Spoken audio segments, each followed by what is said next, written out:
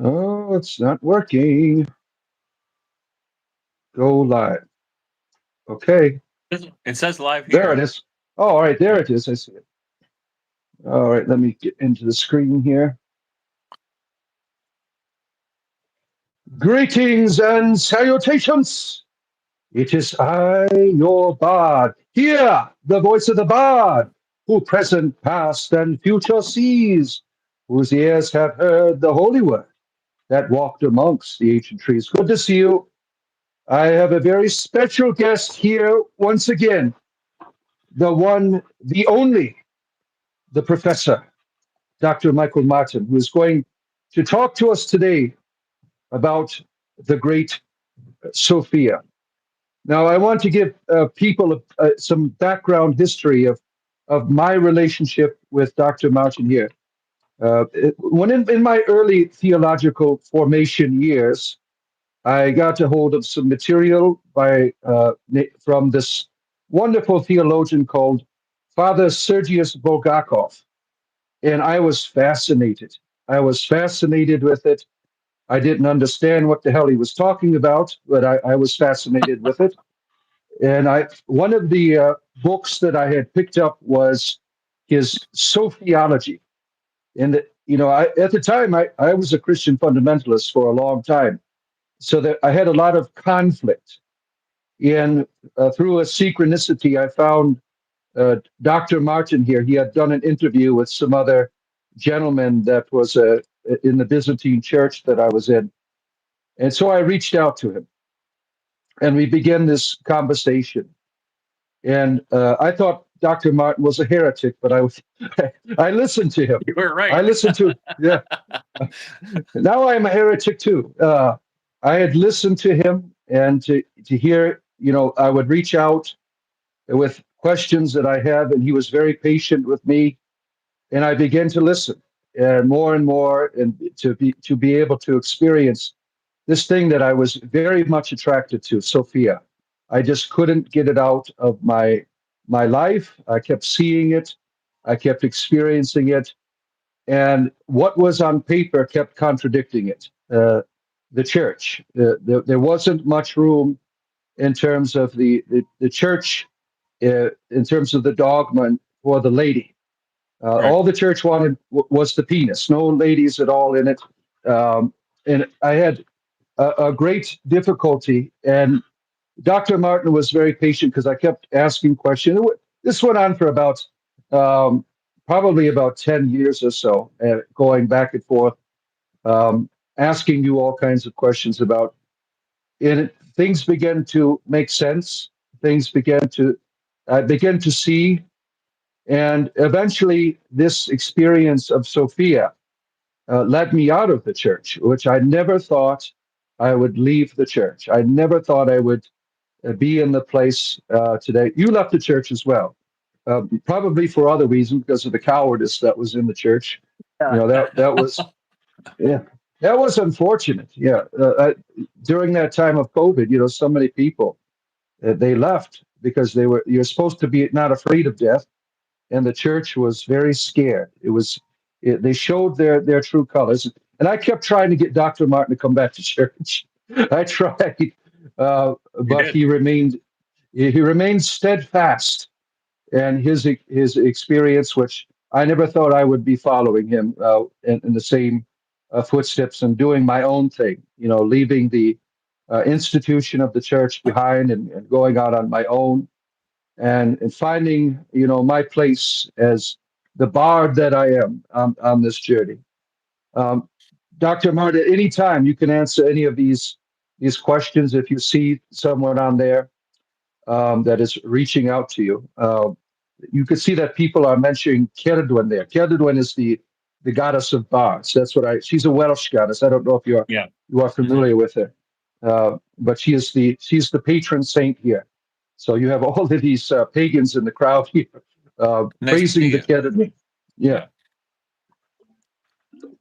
but I thought I would begin with a very simple question: who is Sophia?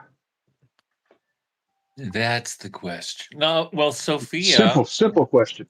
it's very simple. It's uh the handmaid of God, in which, I'm kind of take Proverbs 8 literally, when Sophia or wisdom or Chokmah in Hebrew assists God at the creation of the world, right? As his handmaiden.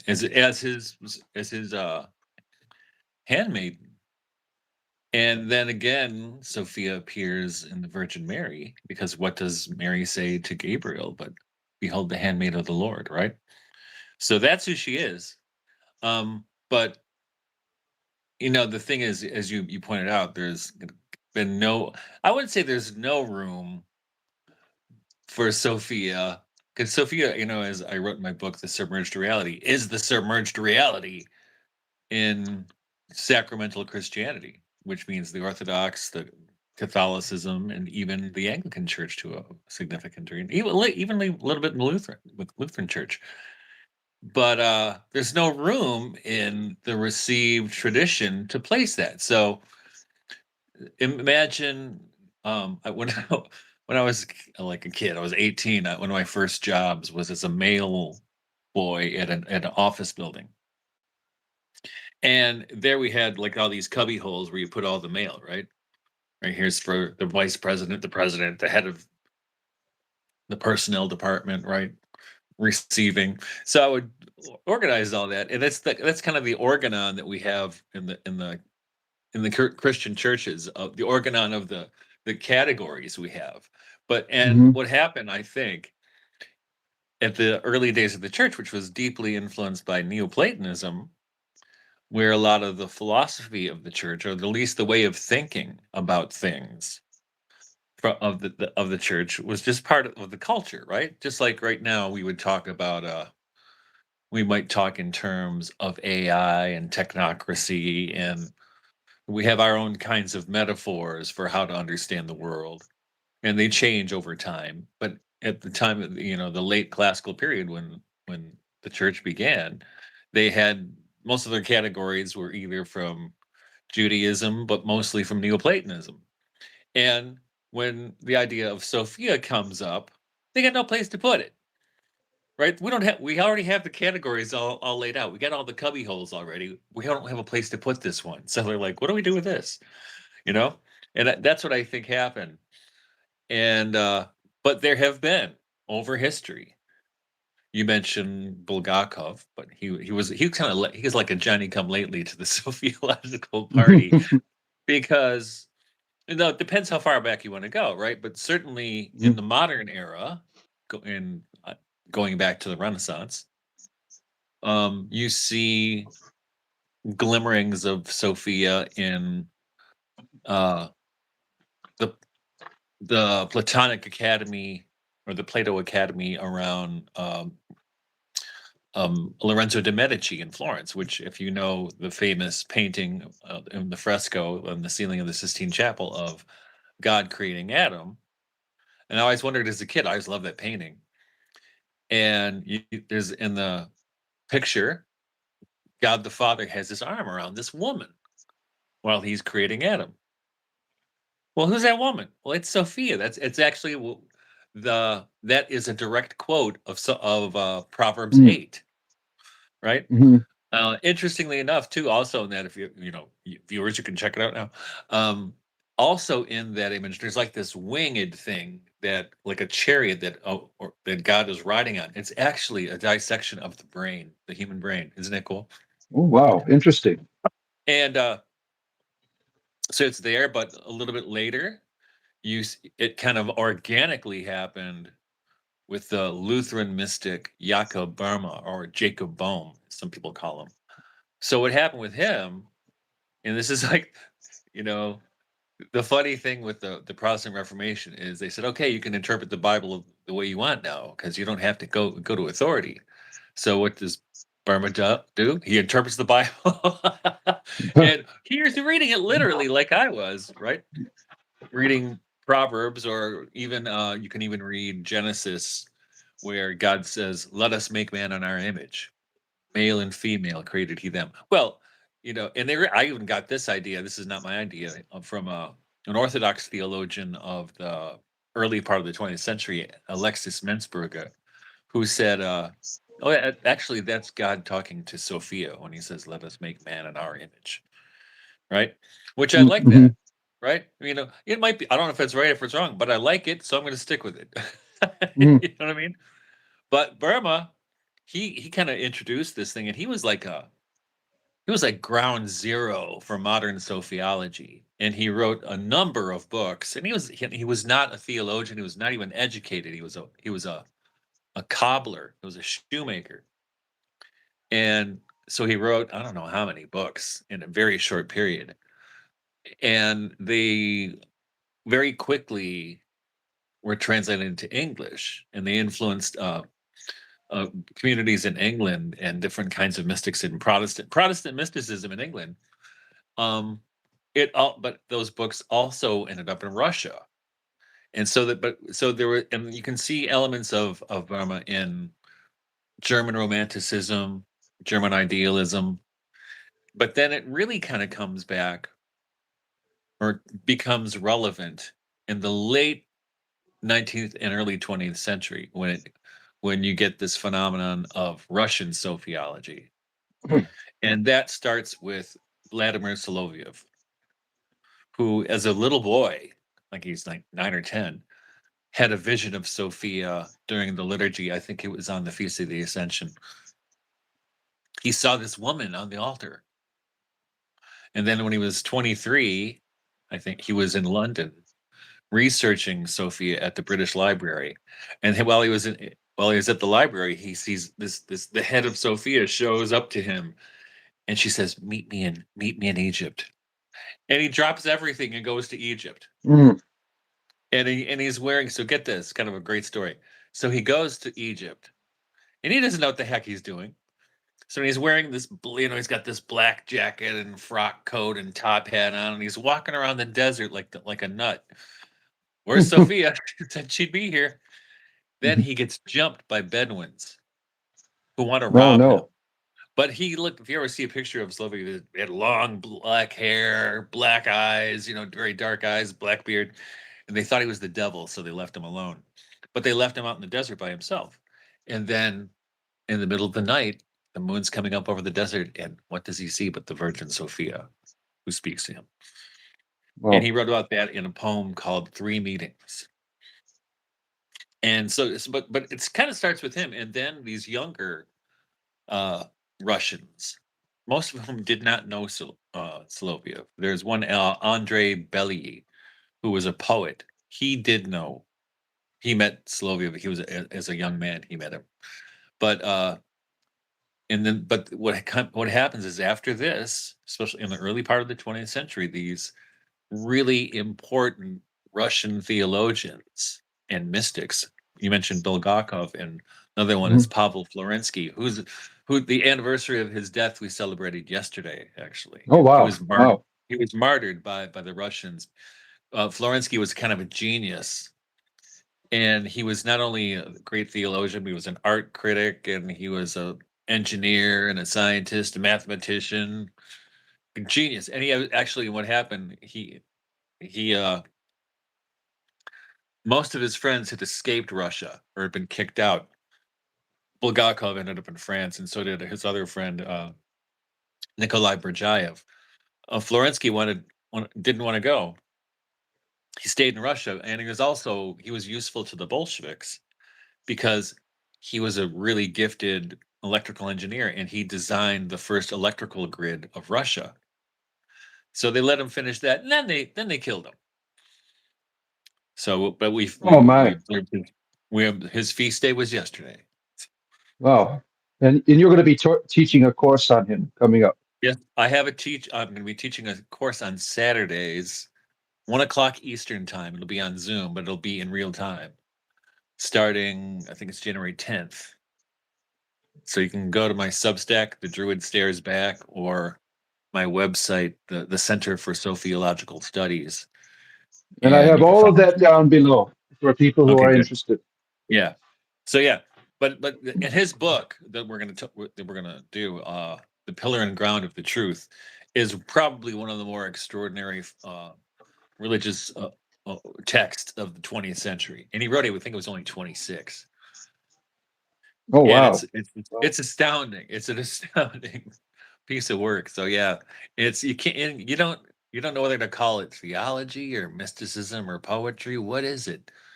It's so out there, and but it's so important too. I think it's such an important book. And I was actually egged on by some friends to do that, because I do these courses every once in a while. People in one of my, and I couldn't decide what to do until my friend Sherry prompted me last week and said, you should do one of Florensky's book, which and I thought that would be brilliant, because you only need to buy one book. We could just take your time. So that's what we'll do. But yeah, so what happened from the Russians, that strain of sophiology, that's why I call it the submerged reality, kind of worked underground or under the surface, and started to show up in Catholic circles, like the French theologian and priest Louis Boyer, who I think in the 1950s or 40s wrote a book called The Throne of God, or The Throne of Wisdom, sorry. And then you even see it in Thomas Merton in his book, or his poem Hagia Sophia. And then you also see it in Pierre Teilhard de Chardin in his prose poem, the Divine Feminine. So it's there. It's just there's just no place to categorize it. And interestingly, I don't know if I told you this before, Father Deacon. So right at the beginning of COVID, I heard from these people that were studying my work in a study group at the Vatican. Oh my, what an honor. Well, yeah. And then they wanted me to come and give a couple of lectures at a conference that late that summer, September of 2020, in Assisi. So I was kind of stoked about that, right? I'd never been to Italy. Get to go to headquarters, get to go to see where St. Francis was from. But of course, COVID hit, and it was canceled. Oh shit. But I don't know who it was studying my work, who was involved. So I thought it was a good sign. I don't think it's a good sign anymore. With the current Pope. Yeah, he shot it all down, right? He doesn't want no He doesn't. co-redeemer for Mary. Yeah, no co-redemptrix for you. Let's just have a picture. There you go, right there. Oh, there. Nice. The co-redemptrix herself, yes. Now, you said earlier, I was watching your show earlier. There's no future of the church without Sophia. I think that's what you said. Yes, and I think that became more and more obvious to me. Now I don't know how. So people ask me how to define sophiology. I'm like, I don't know. It's the divine feminine. There's a relationship between the divine feminine and the splendor of God shining through creation, within a Christian context. So that's the best. I know it's a lousy definition, but that's the best I can do. And so I mean, how did I get there? I don't know how I got there. I started years and years ago, probably over 30 years ago, 35 years ago. I was talking to somebody at a bookstore, and I was talking about the Rosary. He said, "You must know about Solovyov." I had never heard of Solovyov. So you got to read Solovyov. And interestingly enough, Solovyov's short story of the Antichrist is, I think it's essential reading for these times in which we're living. And so I did, and that's when I kind of got the bug, right? I got the Sophia virus, and there's no vaccine, people. And kind of grew from there, and then never didn't think about Sophia from that point forward, but I didn't explore it super deeply either. I mean, whenever I could, I would read stuff about it, or read Bulgakov, or was pretty late until Florensky's book wasn't published until 1997, I think, in English.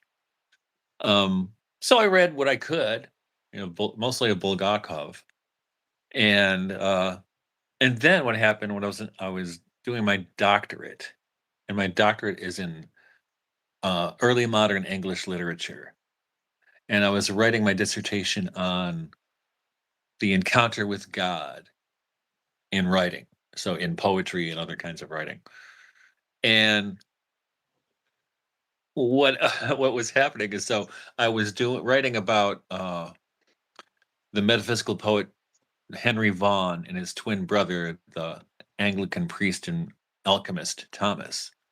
And I was seeing that there was a lot of sophiology in their work, and they were Anglicans. And I started to realize what the reason the sophiology they had in their work was actually a product of reading Jakob Burma. And I remember in my dissertation I wrote a footnote in there. Somehow to write a book about this one day, which ended up being the submerged reality. Because at first I was going to write about the 17th century and sophiology, but it ended up being a lot more than that.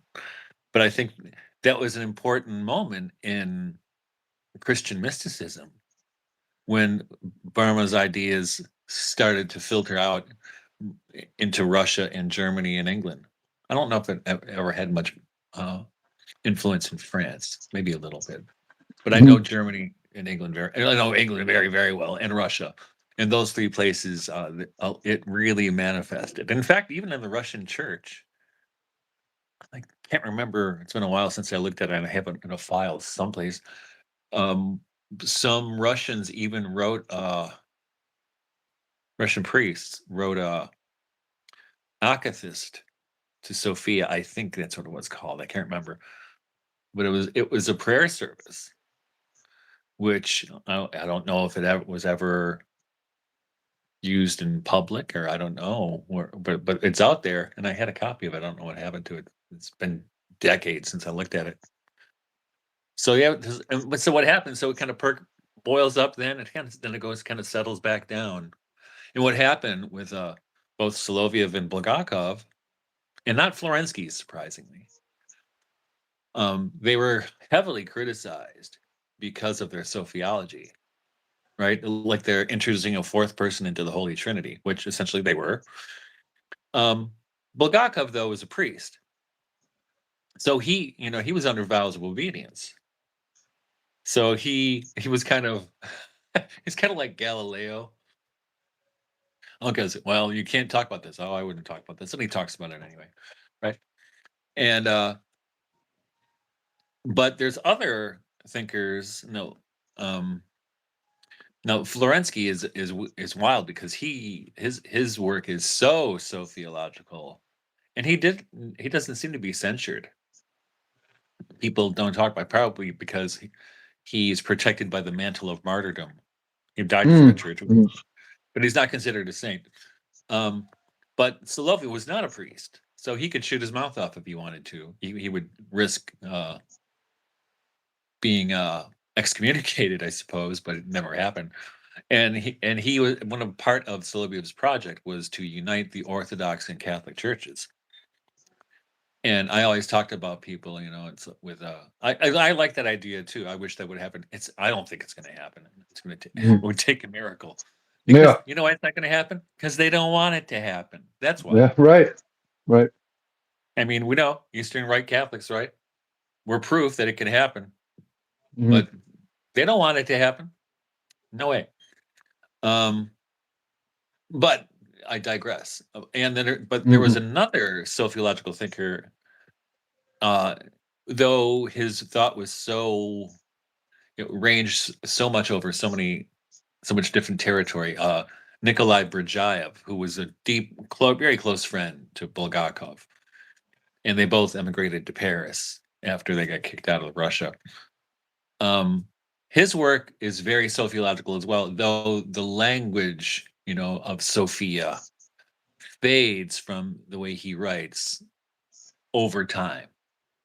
But he was a kind of a prophet, and he was really brilliant about seeing where the world was headed, and he kind of predicted where we are right now, right? And he wondered if the church was up to it. is the church going to be able to take this or not? Right? And he wasn't too Mhm. sure, even though he says in one place, even though I know that the gates of hell will never prevail against it. On the other hand, these guys don't give me a lot of confidence. Right, right. Now, now Father Pavel talked about, he was the one who said that Sophia is the root. Is that correct? The root of all creation? Yeah, the pillar and found Yeah. right, the pillar and Yeah. ground of truth. Yeah, when he gets, What that's a does that line from mean? St. Paul. Yeah. Oh, is it That's a really? directly, yeah. It's a line. The I can't root remember of which all book, but it's creation. a line from St. Paul. Oh, I didn't. And that's the whole idea, right? Is and unfortunately, so many people, not just Christians, are infected with this idea that the earth is not our home. Right. That I just think that's nonsense. That's why. That's That's why. Neoplatonism. Yeah, many people that I've met, the neo pagans on here, that's many of them left the church for this very reason. There's that God is not. There's no gods here. There's no experience, and they find it in their paganism that there's something to connect to. I Right. don't know if you've done much exploration in terms of paganism and sophiology, but Oh yeah. all of these goddesses, they're all the archetypes. They all point to her. I don't Right. know what your thoughts on that is. Well, people ask me how, how I would describe my own religious sensibility, and I don't tell them sophiologist because nobody knows what it means, and I tell them I'm basically a Catholic neo-pagan, right? Because and I have experience with this, so like, and I was when I just first, my wife and I were first married. We've been married for 33 years. I had I was a I was an assistant teacher, but I also had a side gig as a gardener, and I took care of people's gardens. And this one woman I took care of her garden. She and her husband were pagans, and I knew all these kind of tricks, like using nettle tea or other kinds of things to rejuvenate plants and give health to gardens. And I remember talking to her one time about something, about paganism and Catholicism. And she stopped me. She said, Michael, you are the most pagan person I've ever met in my life. Because I mean, a big part of my spirituality revolves around the time when, and especially in the Western Church, that the agricultural year was connected to the liturgical year, which is no longer the case. And I think that's a much more sensible way for us to live. Or looking for a book. Um, that and the kinds of elements of folk religion, or people might call it superstition. So, for instance, your neo-pagan people will probably like this story. So, a couple weeks ago, I was driving. I took my wife's Jeep out. I was going to pick up my daughter from work, and an owl flew into the grill of the car at night. And I wasn't even sure what it was, so I got out to look, and there's this little screech owl stuck, and it was dead, unfortunately. Oh And no. well, it's not my fault. But what happened? So when I got it home, I couldn't, there's no way I was gonna throw it out in a field or something. This is a beautiful, sacred little animal. So what I did is there's a hawthorn tree. I live on a farm. There's a hawthorn tree in this one part of our farm that I have turned into the fairy tree, where I hang like medals of the Virgin Mary or Saint Christopher or whatever, and old rosaries and other holy cards, ribbons, stuff like that. And I decided I would give the owl to the fairy tree, this is what I did, right? So, I mean, that's the way we live over here. But I think these kinds of things where you're connected to nature, and the liturgical cycle is also connected to nature, is probably the healthiest way to live. And we live in a world and a culture that is increasingly disconnected from nature, and disconnected from the sacramental reality of nature and of the sacraments, right? So those are all disturbing things to me. But on the other Hmm. hand, the antidote is right there, and that's Hmm. one way to think about Sophia. And this is Bulgakov uses this language, other people as well, is as the metaxu, which means it's a Greek word meaning the middle or the between. And Hmm. so think about it this way. So in nature, so in the creation, Sophia is that which makes the divine palpable to the senses, taste Hmm. and see, right? Hmm. Likewise, in the New Testament, Sophia as Mary quite literally makes the divine palpable to the senses in the Hmm. incarnation of Jesus. So, and so that's the submerged reality. And that's the missing piece, as far as I'm concerned, from Christian theology, is that not only was Jesus the incarnation of the Christ, Hmm. but that Mary was the incarnation of Sophia. Yeah, one of the things that what led me, I'm in a group called the Order of Bards, Ovites, and Druids now. One of the things that led me there was, studying Christianity, leaving Christianity, but finding in Christianity this earth-based spirituality that no one is practicing. Like you're saying, the liturgy is supposed to be a connection to Eden, the mythology of Eden. Uh, that connects you to the sun, the moon, the Right. agriculture. It's all there.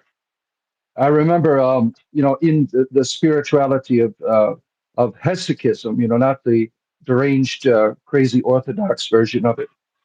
That Yeah. some of the fathers, they would talk, about this idea of your very breathing is a way to connect to the divine. Right. You know, and there's no separateness, which is unfortunately, infected in Christianity. Everyone's separated from it. You have to go through the church to get to it, but you only get to it when you die. I mean, Yeah. all of these things that are supposed to be there, which probably would have, maybe kept me Christian. Uh, they are missing, and a lot of people, they see that and they go to these different things in the world. It's all there. Like, the idea of the Eucharist, that should be something anybody could be able to do. The practice of clergy, being able to, change your environment, your meal, into an experience of the divine. I learned that from you, of course, clergy, the magic word, clergy. Yeah. I remember the first time I heard that, I'm like, is that Dungeons and Dragons, clergy? Because that, that's a spell in Dungeons and Dragons, and we have a Dungeons and Dragons group that we do here every Friday night, so they know what I'm talking about. Um, but that is it's so important. When I reading your stuff, through the years of trying to get to know your thinking, I felt dead for such a long time, and then learning that enchantment, learning that there is value in everything around you. This isn't disposable. This was the natural way, and having to reinterpret the mythology of the Garden of Eden, rather than you have to go into the garden to experience the divinity, rather than the garden is just a nice place for flowers. But it Right. was through that experience of the garden that they were able to experience, and they got, as you teach, they got expelled from that. And their whole mission was to make the rest of the earth into that garden, into that experience. And Hmm. that seems to be lost from the Christian message today, which is turn or burn, uh, receive or be destroyed. They've lost that natural message of Eden. The cross is supposed to be the tree of life. That's Right. supposed to be where we get our fruit, but Well, it's been distorted. it has been, and why that is. I mean, there's a number of reasons why that is. I mean, I, re- I really, I've never been able to transcend the story of Genesis Hmm. and and the story of the fall. because I see it all over the place, right? You can't deny it. I don't know all the stuff that go, all the particulars, but you can't not see the fallenness. But on the other hand, and we say in philosophy, right, that something is always already happening, and the unfallen creation is always already happening, right? Which is what you perceive when, and this is a language that you see in, a really beautiful Catholic theologian is Hans Urs von Balthasar. And what he says in his book, The Glory of the Lord, which is his probably most sophiological text, but he's pretty darn sophiological, is that, he calls it splendor. Like there's a light that shines through, but it doesn't always shine through. But there are moments, and I'm sure your listeners, or I think everybody's familiar with this. There are moments where you see the glory of the Lord or the splendor of Sophia shine through. And it's not only the creation, right? That's one place to see. You can also see devastation through creation, right? I mean, when there's a devastating hurricane, I'm talking to a guy in Florida, right? It's hard to see Yeah. that it was the glory of the Lord, right? In fact, the Rosicrucian philosopher and physician Robert Flood, he actually has a whole thing in his book. Which one is it? Intruisque Cosmi Historia. It's written in Latin. Sorry, that he attributes those kinds of tornadoes and hurricanes to demons, right? Who because of the parts of nature are fallen as well. That you have those guys causing trouble. But there are all those other times where we see splendor shining through, right? And it's not just through creation and nature, but you see it through poetry and the arts or communication with other people, interactions with other people. You don't see it every single time you read this, even the same poem. You don't get that experience, but you do get that experience, right? And I think there's a great example of what I'm talking about. So the at the time agnostic or atheist Jewish philosopher Simone Weil actually was kind of a communist at first, got disenchanted with communism, was getting attracted to the Catholic Church, and a priest she knew gave her a book of the poetry of the metaphysical poets, and my doctorate's basically in metaphysical poets, and she really fell in love with this poem Love 3 by George Herbert, and she loved it so much that she translated it into French, and whenever she felt a migraine coming on, she would kind of recite the poem to herself as a way to calm herself. And it's about the encounter with Jesus after death, right? And it's like a Eucharist that takes place at the kitchen table. And in the poem, she told in a letter to a priest who was a friend of hers that, at first this is just a nice thing to do when she's getting a migraine. Then after a while, the recitation of this poem took on the virtue of a prayer. And then eventually, one time she said, while she was reciting the poem, Christ himself came down and took possession of her. Now, that's I think that's a Sophianic experience. It's not for her, it was not an experience of Sophia. And we could call Sophia the medium through which that happened. Right? The metaxu, the middle, the between, that made the, and to use neo-pagan language, that made the veil between the worlds porous, right?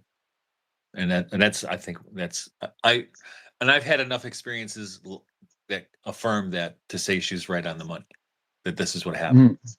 And I think most people have had at least one experience like that. When Maybe was they your didn't, they had a first? different language for it. Pardon me? When was your first experience of the Great Lady? Oh, probably as a kid. At when we would have the May crowning at school, probably. But I don't remember for sure.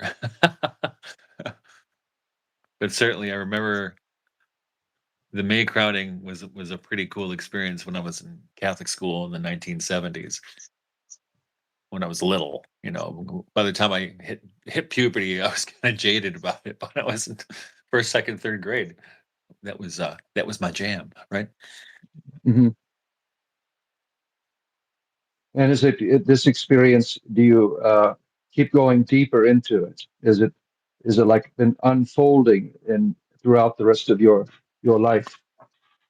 Yeah, but it's not always at the same intensity. Is probably the wrong word, but I think it comes when you need it. I think it comes when you need it. It's not. Yeah. But I think what I think helps though is to cultivate an awareness of it. So I have very few spiritual practices, but the one that I have never given up is I read in a book by Rudolf Steiner. I was probably 22. That if you pay attention to the subtle changes in nature over the course of a year, you will meet the Christ. And I was like, okay, challenge accepted. So I was probably 23 or 24, paying attention to the subtle changes in nature every day. That's probably what led me to being a farmer. Because I grew up in Detroit, the most unfarming place on earth. Um, but I started paying attention, and that's still deeply a part of my spiritual practice. And it doesn't cure all ailments or all troubles in life, but certainly is a helpful anchor. Oh yes, I remember you told us to when your sophiology class. You told us to do that to practice. Mhm. With the nature journal, writing Yeah, down, going out and seeing certain things changing and writing yeah, down. That was very helpful. I yeah. see that. Right, yeah. Another thing your listeners might want to try, and this is just dumb stuff. I always tell when I was teaching, I would tell students, well, philosophy is just really dumb questions that on second look aren't that dumb after all. So another part of that practice for me, and I have to remind myself to do it sometimes because I'm always in such a hurry to get farm chores done or whatever, back to work. Um, is to just go out in the morning and listen for a few minutes to see how many different sounds you can hear, how many different birds, for instance, at this time of year in Michigan. Hmm. You know, and Hmm. it does something. It does something to Hmm. your soul. Yeah. It does something to the soul for sure. Yeah. One of the practices in Druidry is creating a grove, either planting it yourself. And I felt drawn to go out into the swamp behind my house, deep into the swamp, and I found this beautiful, what's are called laurel oaks, Oh yeah, all gathered together. And I went out there and I made a little stone circle, and I go out there to meditate. And I noticed that it changes you. I go out there every week, just being an experience. And I have to carry a weapon going out there because there's alligators, there's bears, there's yeah. wild boars. Just a few weeks ago, I was out there. It was probably about 5:30, and a buck came in with his family, and he's snorting. He's snorting, and he's coming up to me real close. And I'm like, Really, "Do I have to load my weapon up?" You probably shoot it and eat it. um, I would.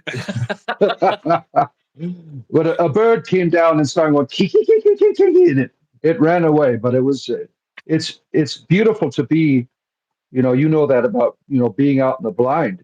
I go out there and I write my poetry now because there's something magical about there's an energy there that you don't get by being inside your home. Um, True. it's something mystical about it. That's the way it's supposed to be, right? I think that a lot of the I've shared with people before in my community here that a lot of our mental health crises that we have is because no one is going outside. No one Yeah, is going out to nature anymore, and it's driving people crazy as hell. You know, absolutely. there's it's it if we learn to return. If you go back maybe 50, 100 years ago, people weren't as crazy. It's because people were going outside. I remember when I was a young person living in the Detroit area, running around the neighborhood, even though that probably is not a good idea. I used to live between 7 and 8 Mile. I would stay with my father there in the summers. Really? Between Between 7 and 8 between miles. That's where I lived. Pinewood. I lived in Pinewood between Oh yeah. Shaner and I Gresham. was between 6 and 7. Oh, you were on Pinewood on the east side by Yeah, on the east Gresham? side. Yeah, Yeah. I was on the yeah, west side. yeah, yeah. I mean, it's you can't go down there anymore. It's terrible. No. I looked at I Yes. looked at our home. It's like all boarded up and everything. Um, but you were going outside, at least in the ghetto jungle. Mhm. You were able to touch the grass and Mhm. see the sunset, that natural experience. And it's missing. Like you were sharing earlier, like, that crazy shit going on in Canada. You want to share that with people here? You were Oh, in sharing earlier Canada? Oh yeah, with that lady. there's a woman I think in Saskatchewan. She couldn't, and she's not that old. She looked like she was in her 30s, maybe early 40s, where she couldn't get, because they have National Health Service, whatever they call it. She couldn't get the surgery she needed in her province, so they offered her assisted suicide instead. That's just It's crazy, crazy. right? Well, Just it's because crazy, they but the thing is, now it's common. 10 years ago, we would have never thought something like that would happen. Now it's common right. in Canada, anyway. In Canada, it's common. Probably other places as well. Yeah, it's never would have thought of hearing something like that ever. But it Yeah. seems like that. You know, the further we get away from the lady, the further we live in that fallenness. And I think that I'm not a fan. Leaving the Abrahamic religions, I think they're responsible for you know pushing the lady away. Like in the book, you share in the book of Revelation, the lady goes into the desert, and the flood comes and hides.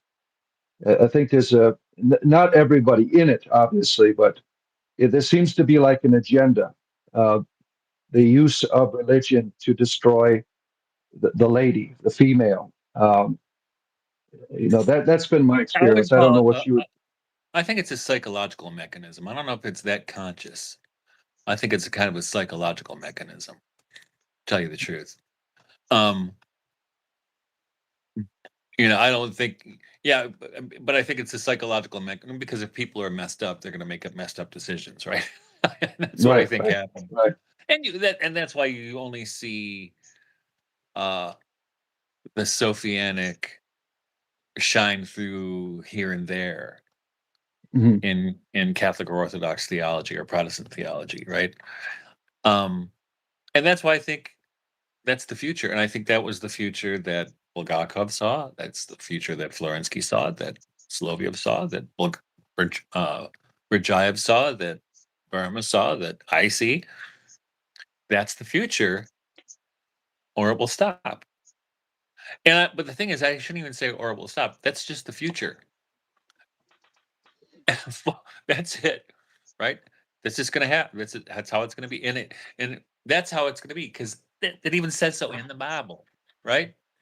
Right. So in fact, I just bought this book. Just finally arrived yesterday. Check it out. It's Bulgakov's book, "The Apocalypse of John: An Essay in Dogmatic Interpretation," which I haven't started reading. It just ordered it over a month ago. It finally got here.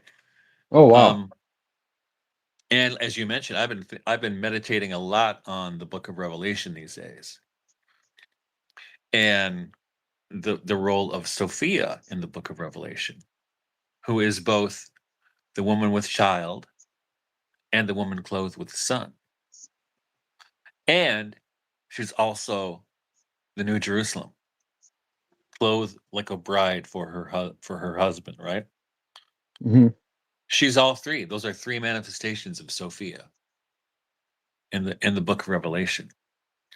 Um, and that's I don't know what Father Sergei is going to say about it, but that seems pretty untapped in Christian theology, as far as I know. The someone had a question earlier about the Gnostic myth. That's not the same Sophia we're talking about. Do you want to explain the difference? Well, I think it gets the thing is, it gets conflated. So, in fact, you probably saw it when I talked to Margaret Barker about this. Mm-hmm. And Margaret thinks, Sophia is not the figure you want to pay attention to as Sophia, but Barbello is the Sophia figure, really, in the way I'm talking about it. But even my book, Sophia in Exile, that title comes from the Gnostic myth of Sophia being in exile, right? Or asleep in some ways, right? And I love, one of my favorite texts ever is the Hymn of the Pearl, Mm. which is about falling asleep, right? Is forgetting who you are, forgetting why you were sent here, right?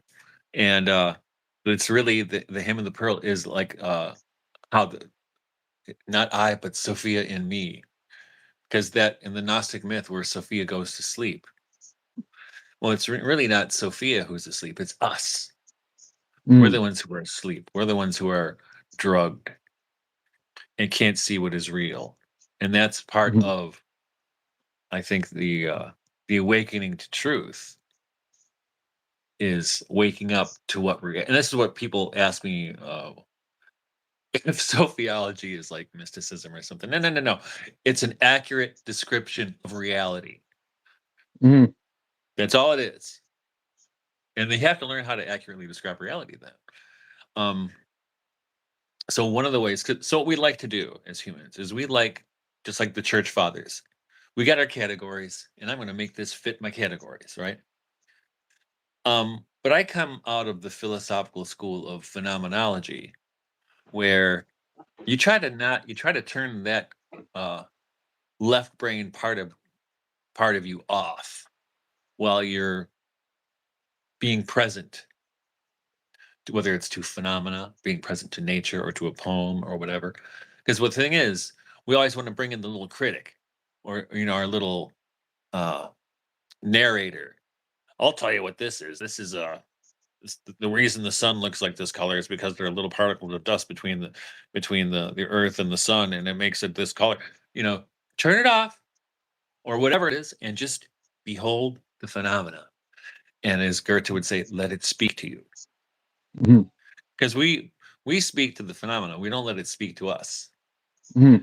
And if you get into that posture of presence, or you learn how to do it, this phenomenological presence, then you do allow these things to open up before you.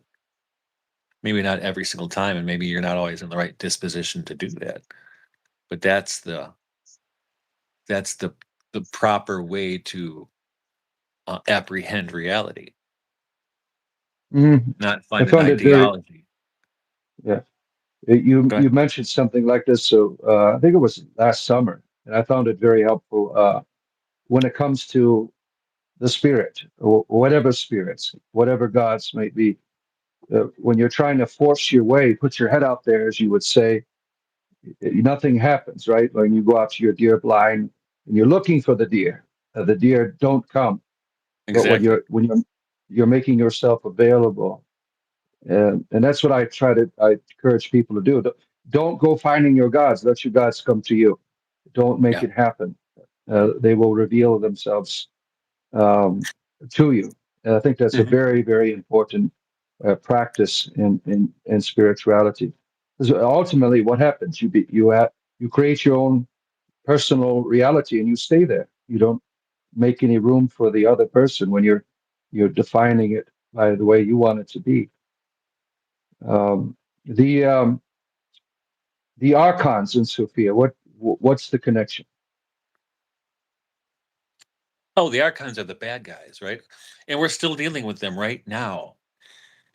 Uh, The archons are like the fallen angels, right? Who think they're in control of things, and they're trying to.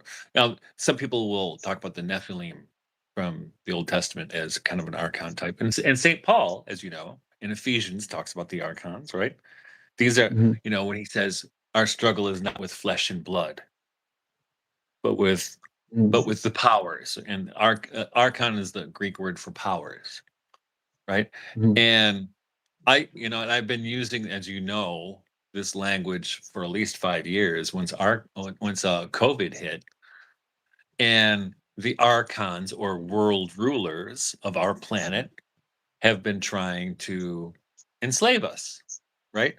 And that's talk about a Gnostic myth, right? That's exactly what happens in Gnosticism. Is Mhm. people are put to sleep by a narcotic, whatever it happens to be.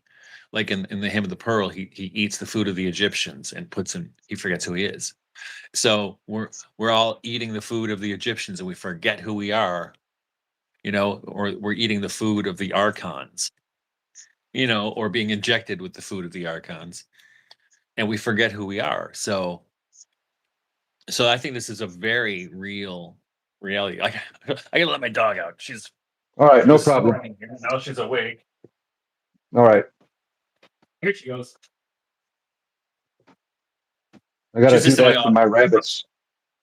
Got to let my rabbits out every now and then. They're always in here chewing on stuff. I got two rabbits. You probably eat them, but I let my rabbits. I got two pet I rabbits got that my I own rabbits to eat. roam. Oh, I you want to eat do? my Yeah. dog. Yeah. I don't eat pets.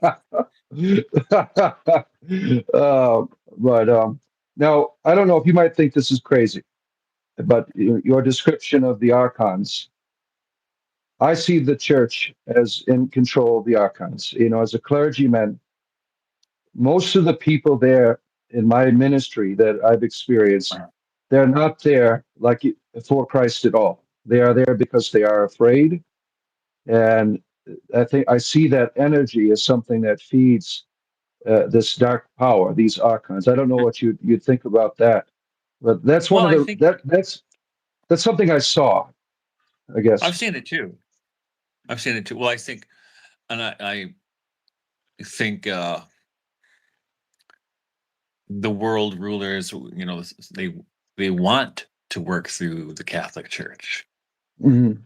and I think you see that's like what did like Malachi Martin called it, right? It's the Mhm. final battleground. That's what they're going to try to do, and I think I think they're doing a pretty good job. Um, Mhm. and especially now, um, that the church, the Catholic Church, and certainly the Orthodox, but the Orthodox Church is not as organized as the Catholic Church. Mhm. Um, that there is a well, I saw this under Pope John or Pope Francis, right? Who I don't know if he was one of the archons, but he was certainly collaborating with them. Oh yes, yes. And you could tell, like when he was saying, getting the vaccine was an act of love. Mhm. Or even Yeah. they issued a commemorative coin about how great the COVID vaccine was, and I was like, that's when I kind of checked out right there. Um, Especially after my wife got sick from it, and so yeah, I mean, but that's the model. I mean, hierarchy is the model in a way, but I think you see it in government even more than the church. Oh In the yes. World Oh Economic yes. Forum, and I think you see what's going on with the EU right now. Is also this is the archons that move, you know, who do evil and call it good, or even, the EU they've been Mhm. claiming for the last couple of days that they're the last bastions of freedom and democracy, and these are the people who Mhm. have squelched. The reason this whole all came up is because they're trying to fine X like how many millions of euros because for allowing free speech. It's kind of bizarre, but this is archons and they just lie to your face. But their thing is they want power, and And the thing is, I mean, I think they're very adept at black magic, Hmm. and you saw this with the propaganda that we've endured for the last 5 or 6 years now. That because propaganda is a kind of magical spell. And what happens with Mm. propaganda, like in a magical spell, and you can read this in Eliphas Levi's Transcendental Magic, is he says, well, what kind of a person does magic work best on? What works best on a person of a nervous disposition, Mm. which means a thin etheric body where you can influence them pretty easily by Mm. suggestion, whether it's slogans like "Build Back Better" or whatever it happens to be, and Mm. it's slogans and images. So it's words and images, that's magic, right? So, Yeah, yeah. and the Interesting. and the and the only way to fight that, I don't even know if it's the only way, but is through white magic, which is Sophianic splendor. But the Hmm. thing is, it doesn't work. I did a video today on my YouTube channel that white magic is like the long game. Hmm. Black magic has a good short game. Yeah, Works yeah. in the short term, but it doesn't work in the long term. Because after a while, people are like, no, this is white magic is long term magic, long game Hmm. magic. Yeah. I like how you also coined it from Thunberg, divine magic, Divine magic. cooperating. Yeah. What happened to him until when he was? Did he become disillusioned with the church towards the end? I He know was he would love it in well. the He was beginning. really disappointed in Vatican II. I'll tell you that. Yeah, but he died not long after that, so he didn't have time to be too. He didn't have enough time to get disillusioned, Interesting. which must have broken his heart too, though. And Hmm. I know for a lot of people. Hmm. Have you read the Gospel of Truth, the Gnostic Gospel of Truth? Yeah, I read them all.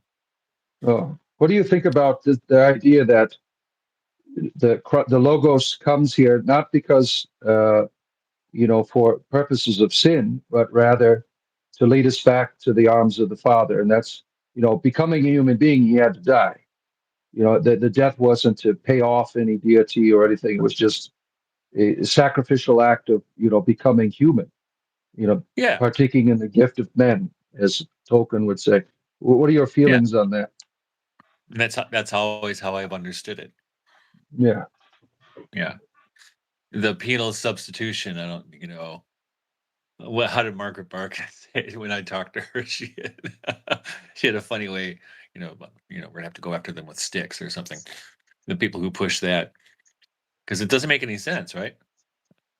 And Right. this once you start to once you start to chip away at it, like, wait a minute, this doesn't make any sense. What As do you, Nietzsche said, yeah. right, Yeah. that What do you think? and- Go ahead. that he makes the sacrifice to himself. That can't be the Yeah. point. Right. Yeah. What do you think about the Gnostic argument that Yahweh is an archon? What do I think about that? Well, I definitely have Marcionite tendencies. Yeah. Um, but I think Well, it's no longer a I mythology, think part of certainly. what I Yeah. think the thing is we have kind of a super limited understanding of the cultural context of when those things were written. So a Right. lot of that I don't know for sure, but I assume when they're talking about that, that's actually I don't think they're describing spiritual realities necessarily as much as political ones. I And see. Yeah. you know what I mean? Struggles between them and what you Yeah. might call, the kind of conservative in the church or whatever, whoever the conservatives were, or the liberals, whatever they were. Mhm. That's what I think you got to. That's one thing we don't know, and it's hard to place ourselves in that mindset of the context in which those things were written and why they were Mhm. written. I don't necessarily think the Gnostic scriptures, for instance, are necessarily uh, to be taken as literal spiritual truth, but certainly as, like you were saying, mythological or mystical truth. I think there's so much truth in the Gnostic scriptures, like the battle with the archons. I mean, yes, that's a great description. You could even, whether you say metaphorical or actual, of our own situation right now, right? And certainly of their situation, right? Yeah. And it makes you. It's kind of funny because a lot of people that I know who get attracted to Gnosticism still have that kind of everybody's okay thing going on, the kind of by a naive spirituality. And not everybody, certainly, but a lot of people I've met that don't take into account. No, they're talking about battle between good and evil, right? Yes. Spiritual, like St. Paul says in Ephesians, right? It's put on the armor of light. Yes. It's Yes. not. I mean, there's something there. There's something very real about that battle. That's palpable. That's palpable. Yes. And the thing is, it's frustrating for me. I don't know if this is for you. So over the last 6 years, I feel like I've been like a voice of one crying in the wilderness because I'm looking at it. It seems so obvious to me what's going on, and so many people are still under the spell, and I don't know how to break them that spell. And not that I don't necessarily think it's my job either, but it's frustrating. Yeah. One of the things I've experienced in my, I'm new to being a heathen, so I'm learning a lot. Uh, there's a lot of naivety amongst pagans. Like it's all the gods are good, all the spirits are good. There's that lack that what you were just saying. It's not everywhere, but in terms of the practice of magic and things of that, they think it's everything is good. And being someone that was involved in exorcism and stuff, like you can't forget that shit. I mean, not everything is good out there. And just the some of the foolish things that I hear about people doing, like the conjuring shit. Why don't you tell them the story of John Dee? That's a wonderful example.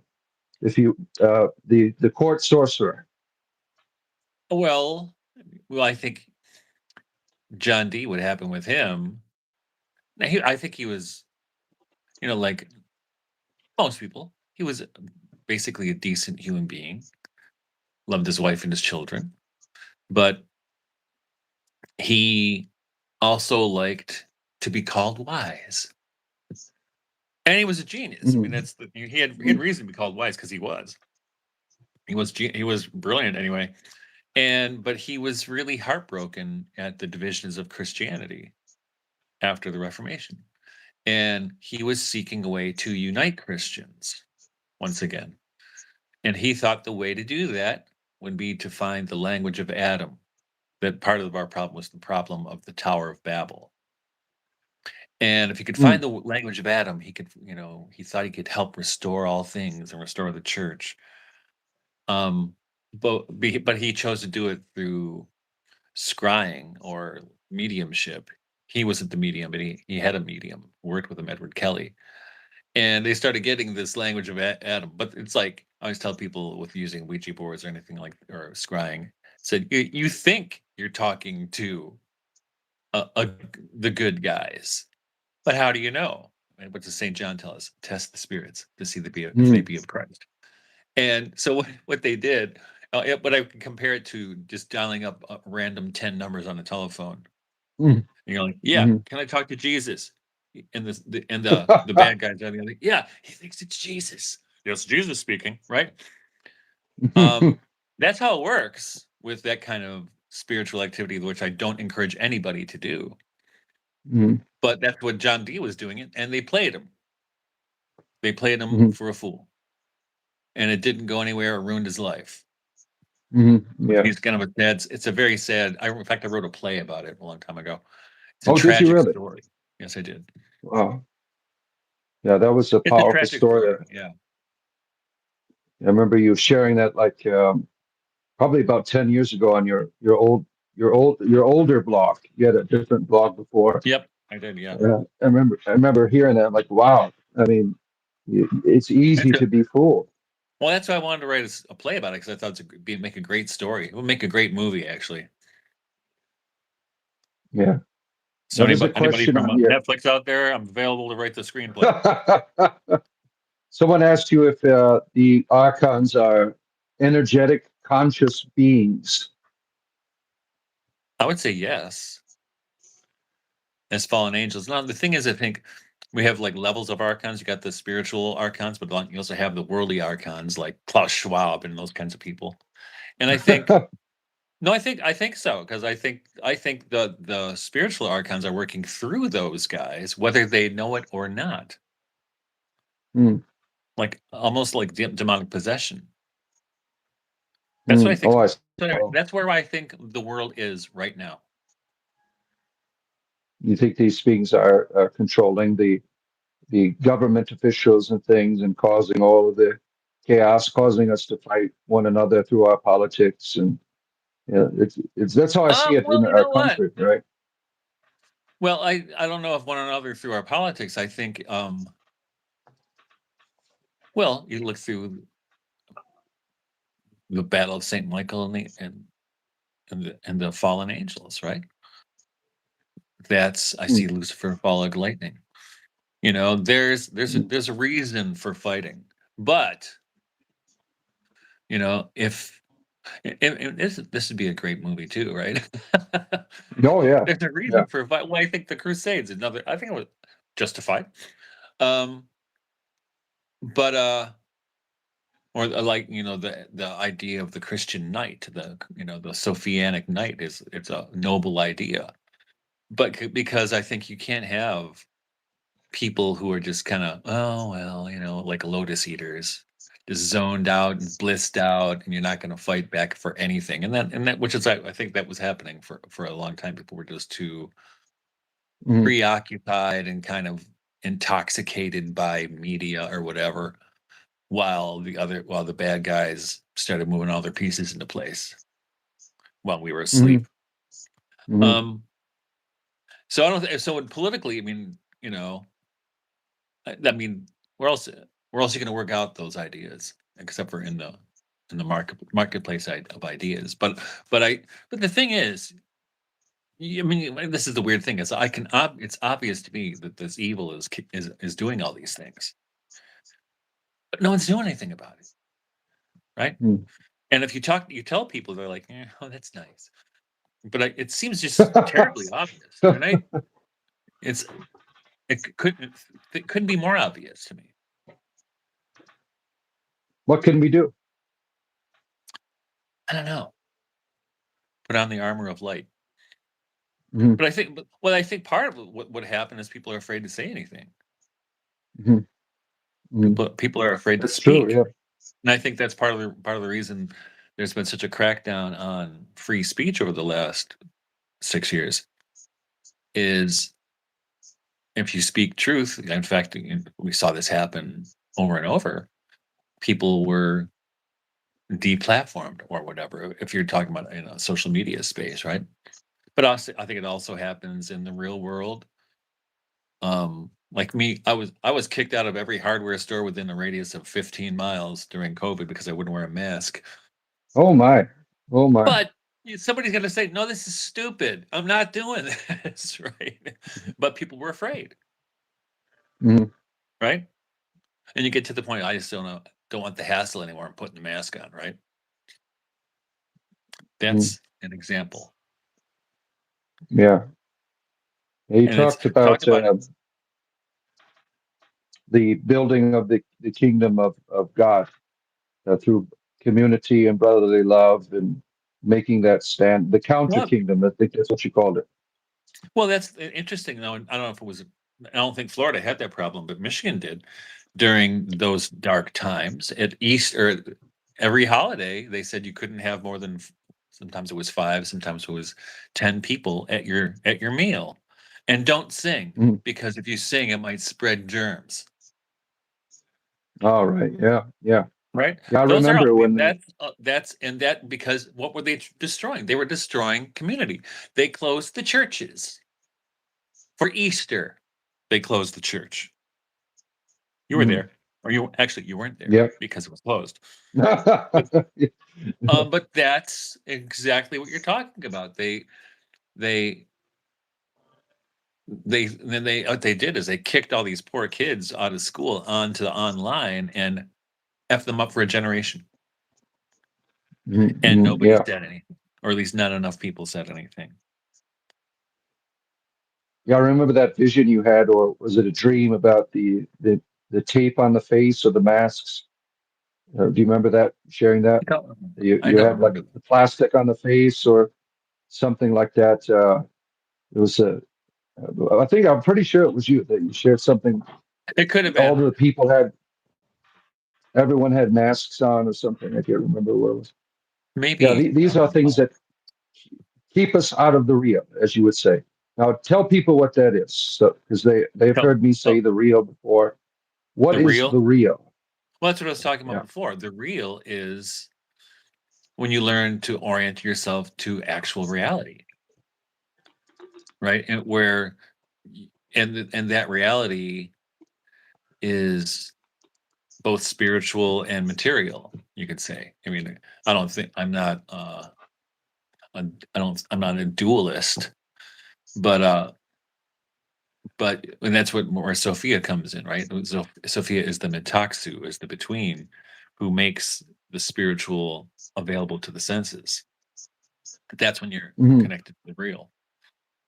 Hmm. That's when you see you behold the real, Hmm. and it's hard. I mean, it's kind of a constant struggle, at least for me, to stay in that place because the world is not oriented to the real. The world is oriented to the unreal.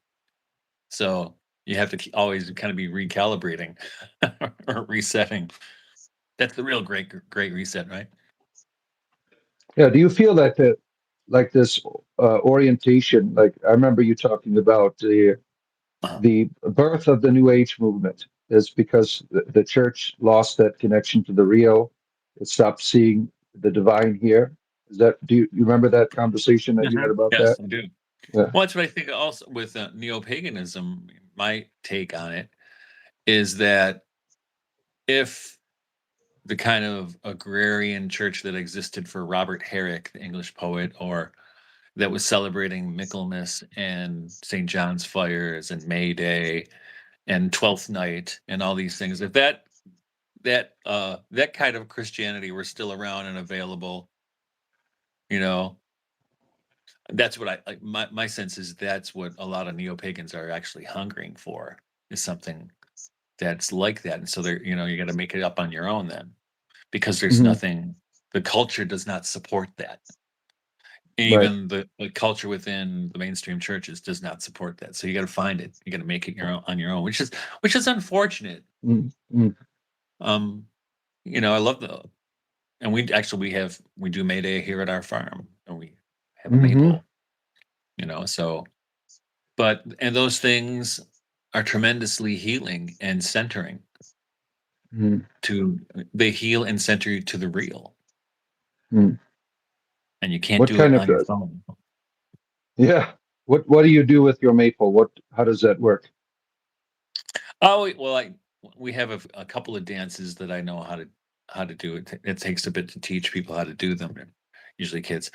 Um, but we do that, and we have like a big potluck on our farm, and people come, and hopefully it's a good day. And then we do a couple dances around the maypole, and spend the rest of the time in conviviality. We'll sing. Actually, we always sing some songs both around the maypole and in the barn after dinner, which I have great acoustics in my barn. So it was built in 1860, so it's kind of old. So yeah, those kinds of things, and it's all the thing is it's very simple. And one Hmm. time, actually, speaking of COVID, so I think it must have been 2021, where everybody had been shut up in their houses for the longest time, right? Hmm. And I'm like, well, I'm doing May Day anyway, I don't care. And because we did it in May 2020. Not a lot of people came, but May 2021. By that time, people had been cooped up for too damn long, and the schools have been closed and online or whatever. And I invited some people, maybe 20 people, maybe 6, 7 families. And one of our friends could I invite a couple people? Yeah, 100, maybe someplace between 60 and 100 people showed up that I didn't even know because they Oh, were wow. starving. They were starving for something real, and it was really wonderful. It was my favorite May Day so far. So the pole is not a giant penis that you dance around, like some people would say. No, it's a giant pole. Well, it's not a giant. It's a maple tree that I cut down. It's the Axis Mundi, And right? then people talk about that. It's kind of funny. Like, Yeah, yeah. what's wrong with fertility? It's a fertility ritual. I'm like, I got no problem with I got 9 kids. I like fertility. Yeah, Fertility is a procreate. good thing. In It's a fact, lot of fun. Yeah. look at our world. Fertility rates have plummeted in the last 50 or 60 years. Mm, Right? I think they're down like mm. less than 50%, Wow. Wow. which is Need horrible. more people to breed. That's right. The Start world must breeding. need people. Come on, you young people out there, get on it, will you? Breed. Procreate. Let's get moving there, people. Yeah. Yeah, and in fact, speaking, I don't. So since we got a lot of neo-pagans out there, if you've ever seen the movie from the '72, The Wicker Man, Oh, yeah, that's fun. my son Aiden, who's now 24, he was probably 19 or so when he said this. And he said, "Hey, Dad, I saw that movie, The Wicker Man." I said, "Yeah, what do you think?" He goes, "I think it's our house without human sacrifice," which it pretty much is. Uh, It pretty much is our house. did you see the newer version with Nick Cage? I did, which I thought was Oh. horribly cheesy, but it was kind of funny too at the same time. I don't know if it was Punching that witch in intentionally the funny face. when he's punching the girls in the face. Oh, that's what feminists wanted, right? They wanted to be equal. There we go. Uh, yeah, I get people who ask me about sacrificing. I'm like, yeah, when we find a good Christian fundamentalist, they make the best kind of wicker men, lighting them up in the fire there, burning them up. Yeah. Flame on. Yeah, that's Um, right. yeah, that's well, look at the, are you, you've been on here an hour and a half. I'll let you get out of it. I Yeah, really I have to appreciate go you feed my being here. lambs. Can you give a quick description of your course again for everyone Yep, here if they want? yep. It's on The Pillar and Ground of the Truth by Pavel Florensky. It runs for 12 weeks, starting January 10th, I think, and 1 o'clock Eastern time. And it's on Zoom in real time. And it's $175, goes for 12 weeks. So it ends, I can't remember if it's Holy Saturday or the week before, but right around there. It ends in March. And it'll be fun. People don't, people who take my courses tend to take more than one because it's pretty low key and fun. Mm-hmm. So there. Yes, I've taken two. I agree. It's a lot Yeah, of fun. You don't have to be an expert. Like I didn't know how to. I took his Shakespeare. I didn't know how anything of Shakespeare. It was really good, really easy it was fun. to get acquainted with. All right, Doctor All right. Martin. Thank you again. Good to see you. Take Take care care, of everybody. yourself. Yeah. Thanks All a right. lot. Bye. Well, there it was. There is your interview with a good friend of mine, Dr. Martin. You can get his information down below there. There's a link for his YouTube page, which is a lot of fun, and also the Substack link where you can find his course material. Uh, I know some of you that might have been a little bit philosophical for you, but he is the reason why I am where I am today. He's been a great um, influence in my life. Sophiology is the philosophy that he is. He is well known. I, it's a to be able to have someone of his caliber here. I mean, this is like a intellectual celebrity. So I was very, to have him to be able to do this. It's a great honor. Good to see you, Maria. Good to see you. Hope you are doing well. We want you back. We want you back. Um, the, he was on here before. He was on here before. He was the my very first interview. If I have a playlist uh, for interviews.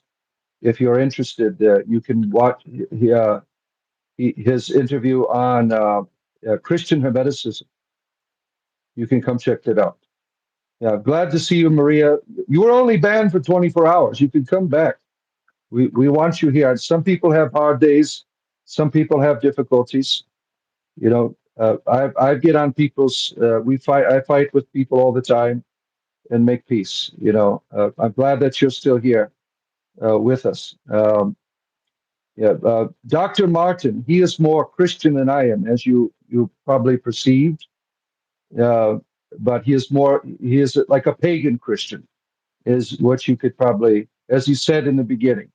You know, when I was a Christian, I thought he was a heretic, but I kept listening to him and having conversation with him. Good to see you, Alexa. You know, and eventually he left the church during COVID, so he has been out of the church for a few years. And when I was a Christian, I tried to get him back into the church because I knew, I benefited from his teachings. I tried to get him back. We both went to the same church, Ruthenian Greek Catholics. Yeah, we're both part of the same church. That's how I became aware of him. Um, your voice sounds like you're still linked to the other side. Is there a distortion in my voice? Um, am I not coming in clear? Is there something wrong? Such a soothing voice. Yeah, you enjoyed the interview, Demon? Yeah. Uh, Talking about this. You can, he has on Amazon, you can read his, uh, he has books on sophiology. Dr. Michael Martin, you can look it up. He has a trilogy, starting with what's called the submerged reality, the missing of the lady in our culture, the missing of the lady in our religion. You know, pagans not too much, but like in the general, in the culture that we have, there's a missing of that feminine. You know, he touched on different points, like the idea of fertility, right? Fertility is sacredness. Even if you cannot procreate, even if you can't give life, if a lady cannot give life, if she is barren or has complications, her nature is fertility, and everything that she does is fertility. Even if you can't perform the natural obligation, the natural place of a woman is that of fertility. The woman's womb is a boundary between the what would be called, for Dr. Martin, would be between the created and the uncreated, the seen and the unseen. That is the sacredness of the lady. Alexa, you haven't. You're Alex, right? Are you Alex from? So YouTube has changed the names, right? Are you from our Greek Orthodox friend from New York? Is that who you are? You're the Alex. It says Alex A217. So I'm thinking you're the our Greek Orthodox friend um, from New York. You haven't been here in a while. Yeah, good to see you, our good friend. You are a long time viewer of the channel.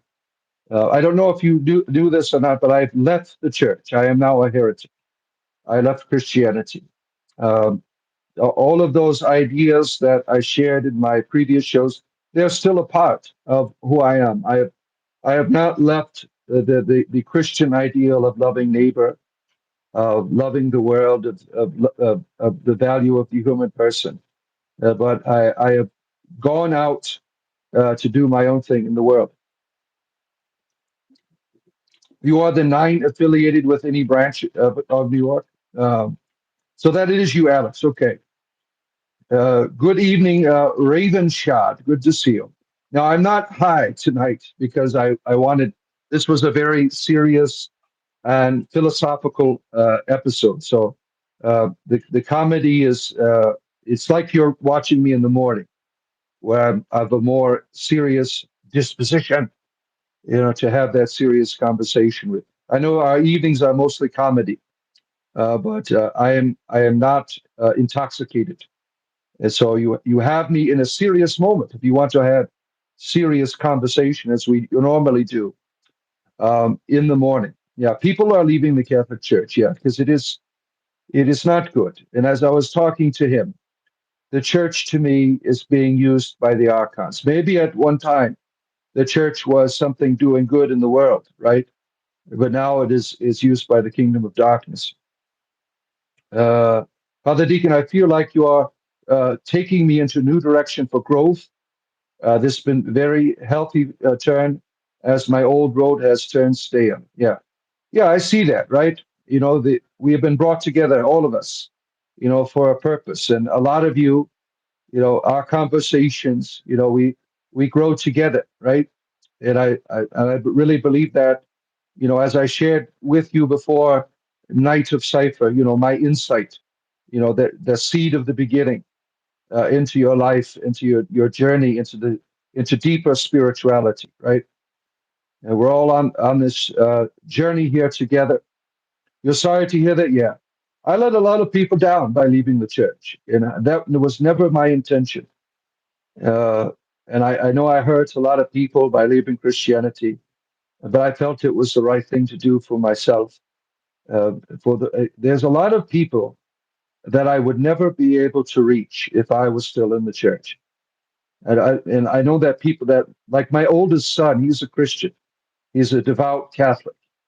He doesn't understand why I left the church. The rest of my children, they don't care. Like, we've had enough of church. But my oldest son, he's a very devout, uh, he's a Universalist Christian, Eastern Catholic Christian, and he thinks that I'm listening to the dark side, and it's hard for people to understand that sometimes God doesn't operate in the normal capacity that everyone perceives. There's an instance in the gospel where Jesus is walking with his disciples, and some people were casting out devils in his name. And the apostles were like, "We need to stop them. They're not with us." And he says, "He who is not against us is for us," right? So I see my journey into heathenism going down the rabbit hole in order to bring light, to bring love to people who need love, who would never get it if I was a Christian. So I never thought I would leave Christianity, but I did. And I don't feel any different. I feel better. I feel whole and complete because obviously there was a lot of bad things in Christianity that I don't like. You like that, Rhonda? Good. I'm glad that you're able to experience the professor here.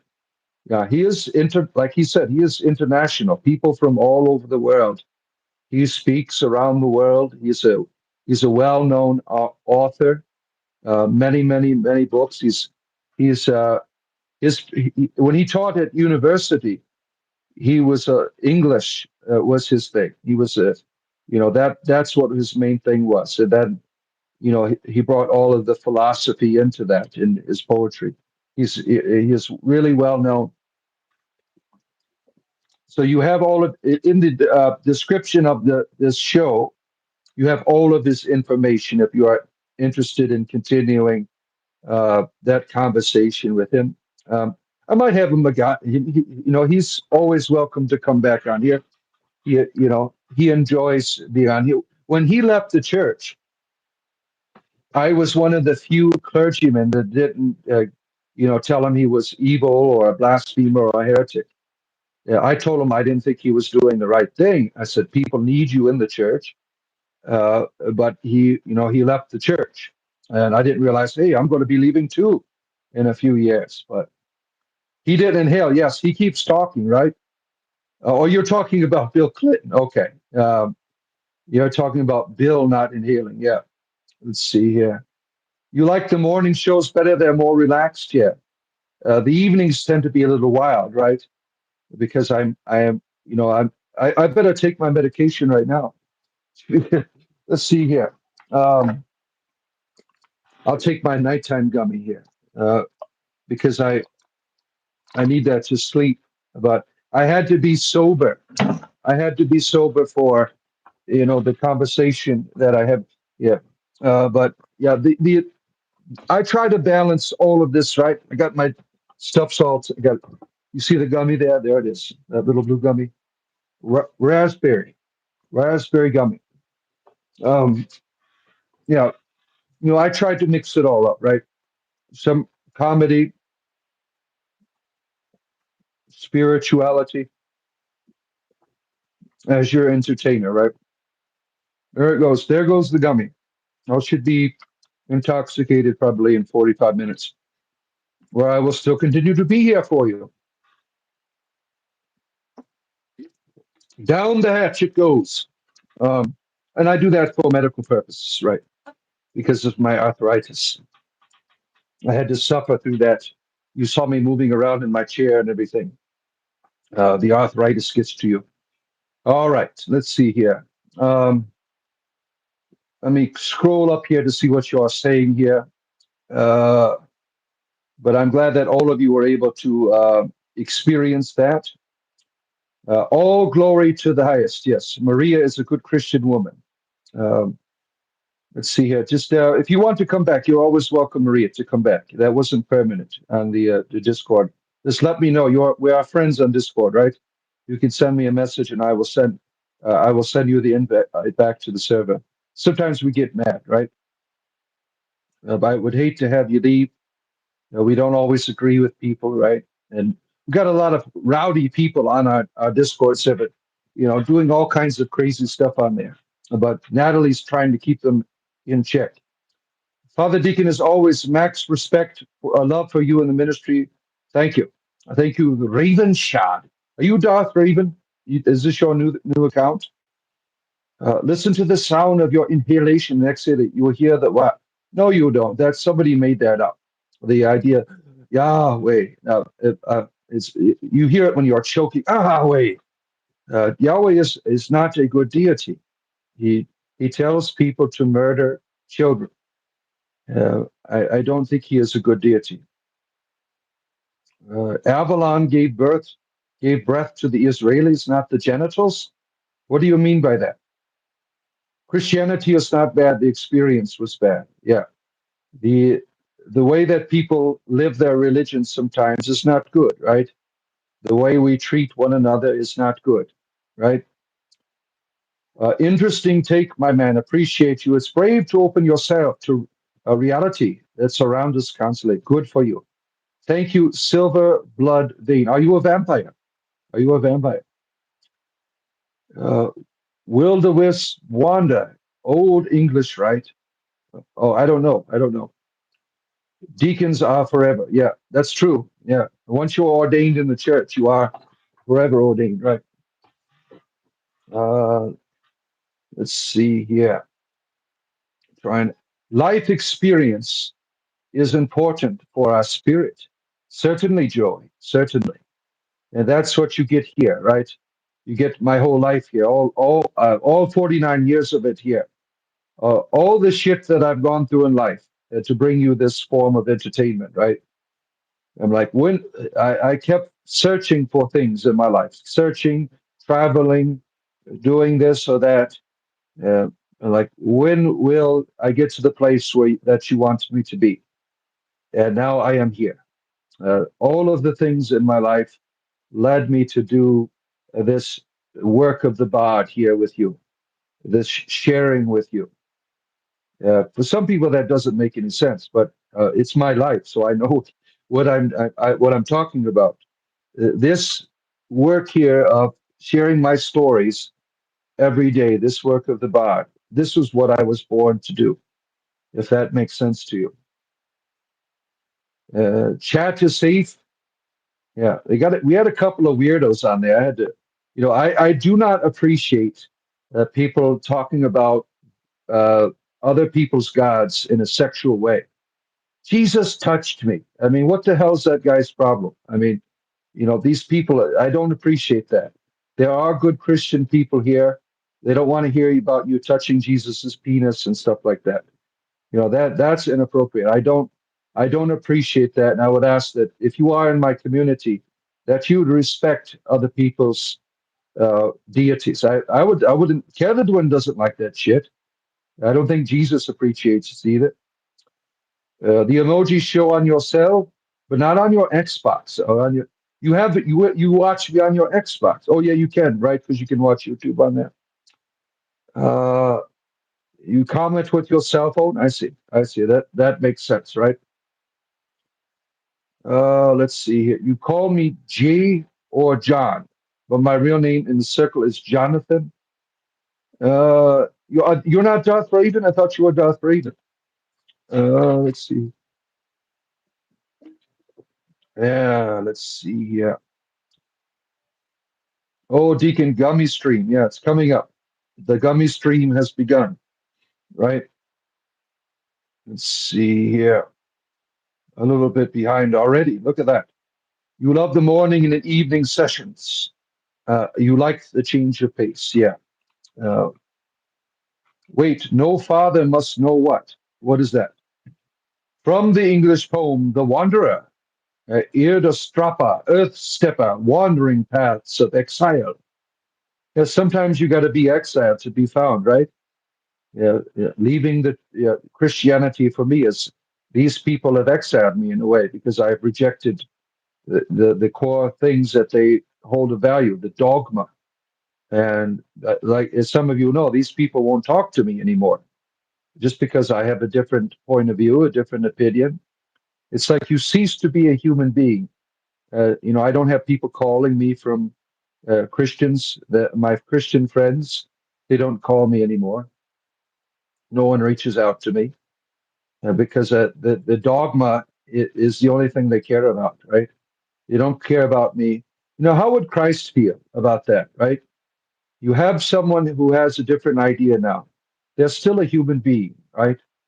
But this is unfortunately not the case with a lot of, the Christianity. As I was telling Dr. Martin, the how I understand as a clergyman, as a former clergyman, the experience of the people in the church, they were not there for loving your neighbor. They were not there for loving your enemy. They were there for their own self-serving reasons. They were using this thing called the dogma to find a false sense of value. If you take away, as I said, the evidence, any Christian, you can ask yourself this, that are into the dogma. You take away hellfire, will you still be a Christian? That's a serious thing. I used to ask myself that.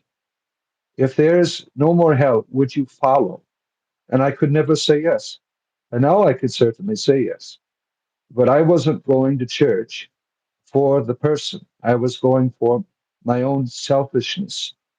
And this is the problem with a lot of these Abrahamic religions, not necessarily Judaism. Judaism is more, ethnic based, but Islam and Christianity, they offer you formulas. You follow the formula, you're okay with the deity.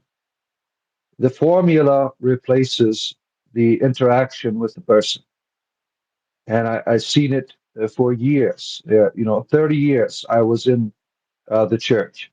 Let's see here.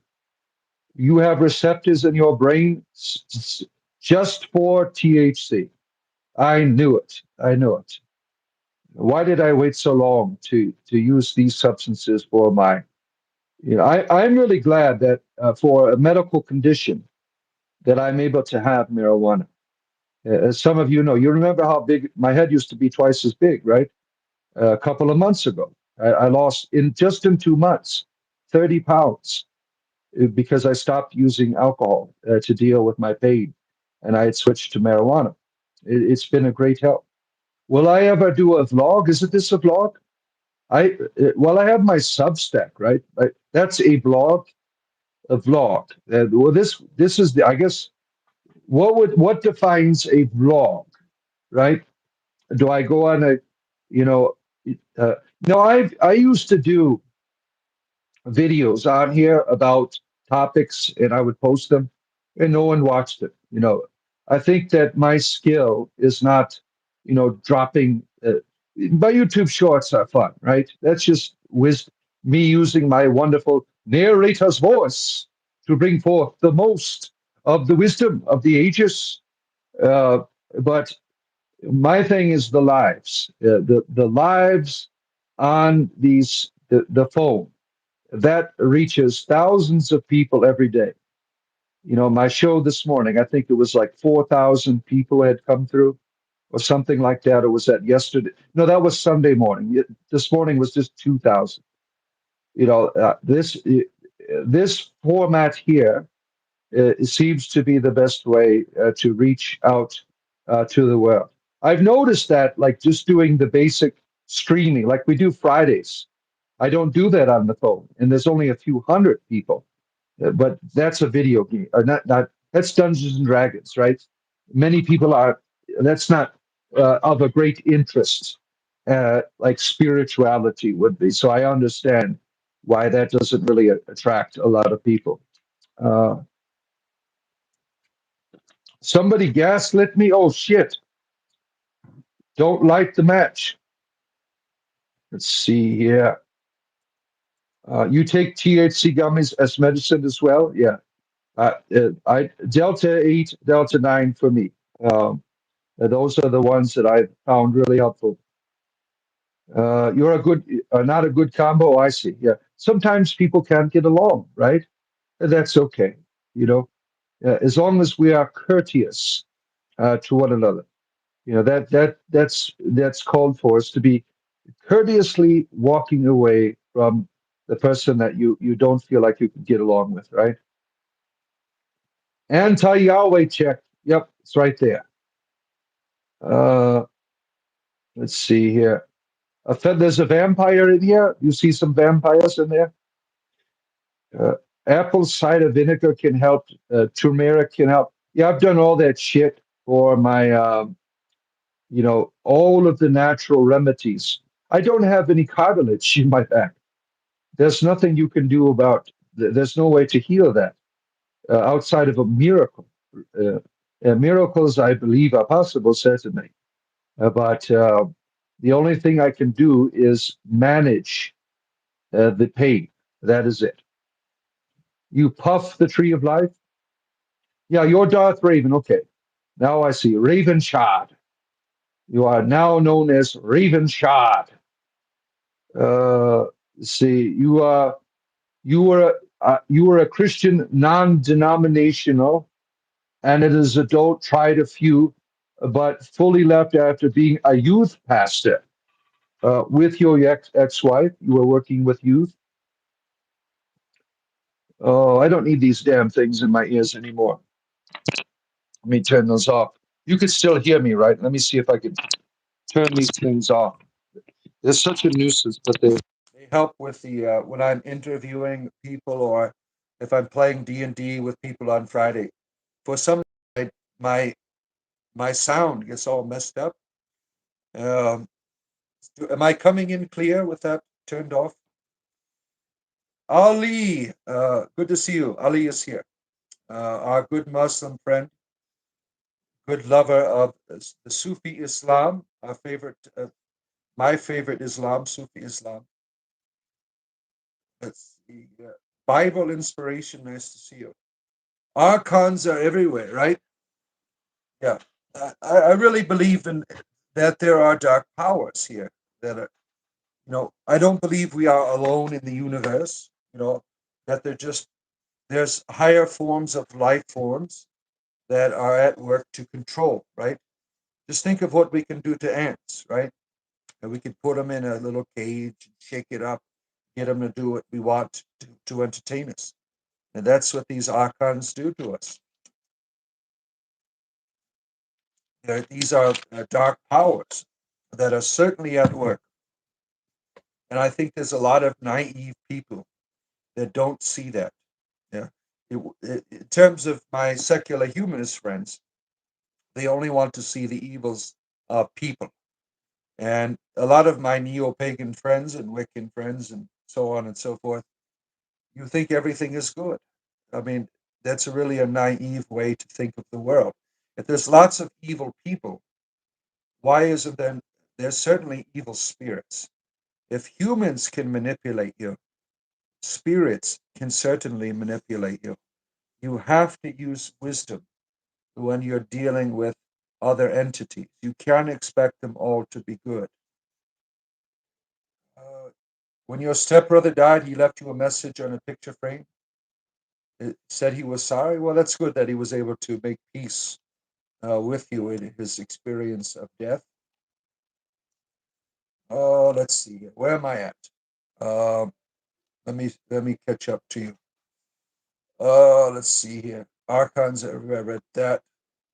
Uh, why do you say such blasphemy when God breathed life into Adam? I believe Adam and Eve is mythology. I don't believe they are real. That is not blasphemy. That is, I don't believe that it is the word of God. The Bible to me is mythology. There's good stuff in there, but when it is not a mythology, makes God look terrible.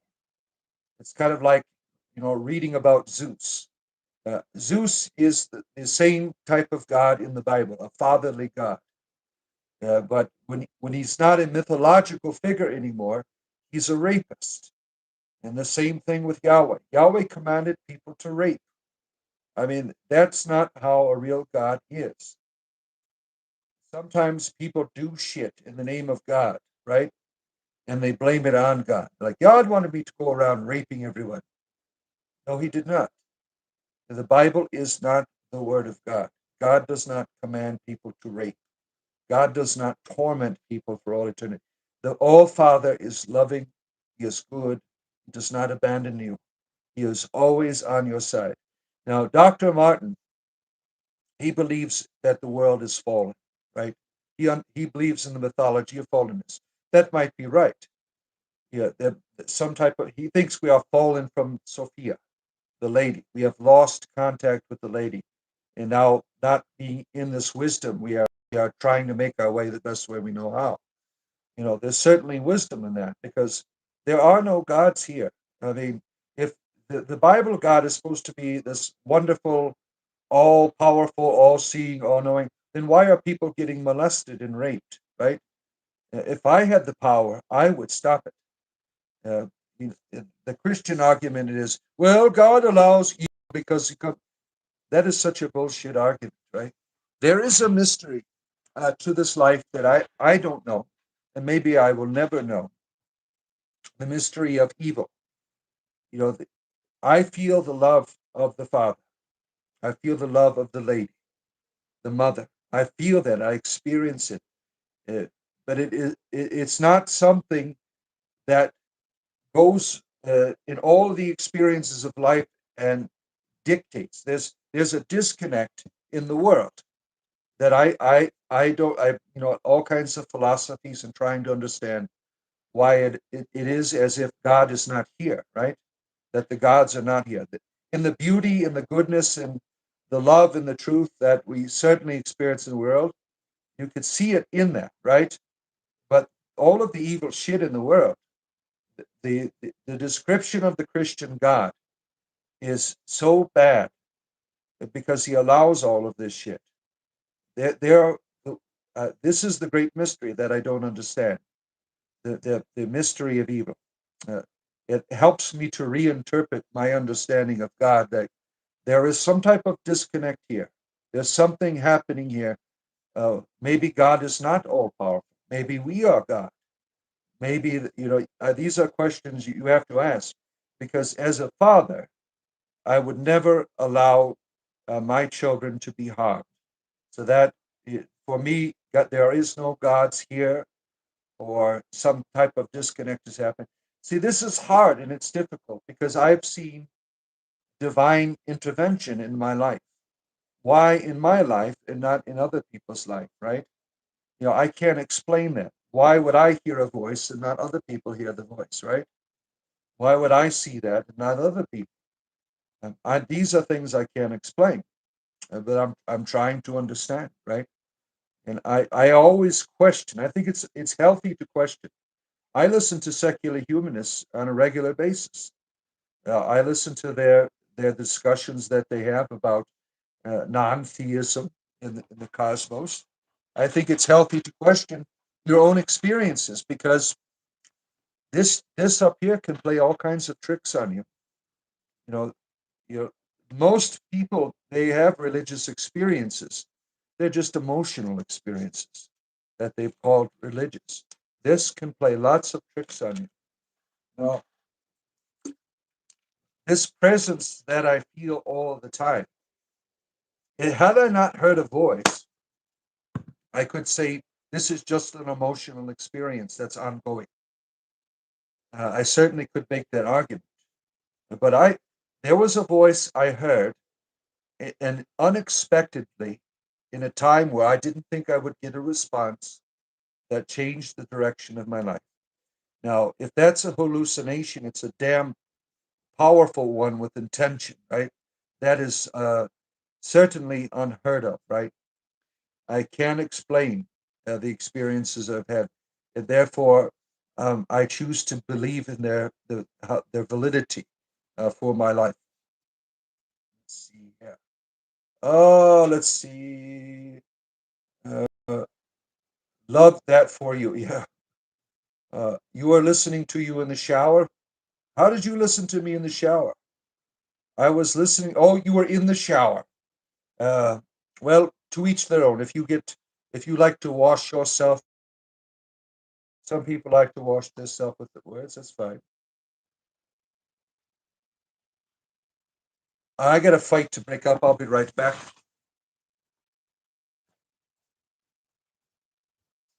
What's going on down there? Oh, you are? Oh, you're playing games? Okay. All right. They were playing video games together. I thought they were fighting. I had to go. I always have to break up these fights. They were just having a good time. Yeah, I'm all tangled up in shit down here. I am scared. This office is sometime. Let's see here. Yahweh is the Archon Führer. Yeah, I would say so. Yeah. The Führer, right? Iceland. Yeah. Deacon, who do you think Amen is? I don't know. I don't use that phrase anymore. I say Awen. Awen is what we do in our Druidic prayers. Awen. That is the flowing spirit that comes out of the cauldron of Caradwin. Let's see here. You want me to call you Jonathan? You don't want me to call you Darth Raven anymore? You want to be called Jonathan? Very well. I will call you Jonathan. All right.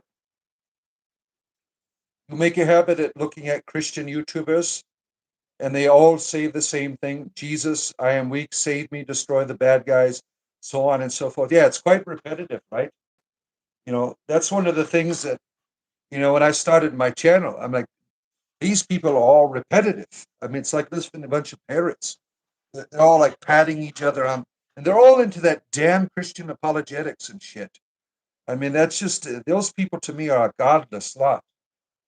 When I was a clergyman, they were such a nuisance when they would come into our church. I'm in the true church now, blah, blah, blah, blah. They didn't give a shit about the parishioners or anything. They were just there because of what something said on a piece of paper.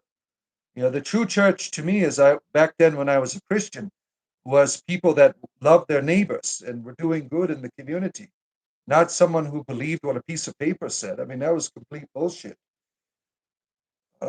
Thank you again, Father Deacon. I cannot connect my headphones. It's pissing you off. Tell him, Rhonda. Help me, Rhonda. Good for you. I had to let the dogma go as well. Yeah. Dogma is very controlling, right? They were part of those communities to be, yeah, the clicking, yeah. Those times of the past, right? Right. Oh, shoot. We're still fighting here. Let's not fight. Let's work together here, ladies. The Antichrist shall rise, the lost man, blah, blah, blah, blah.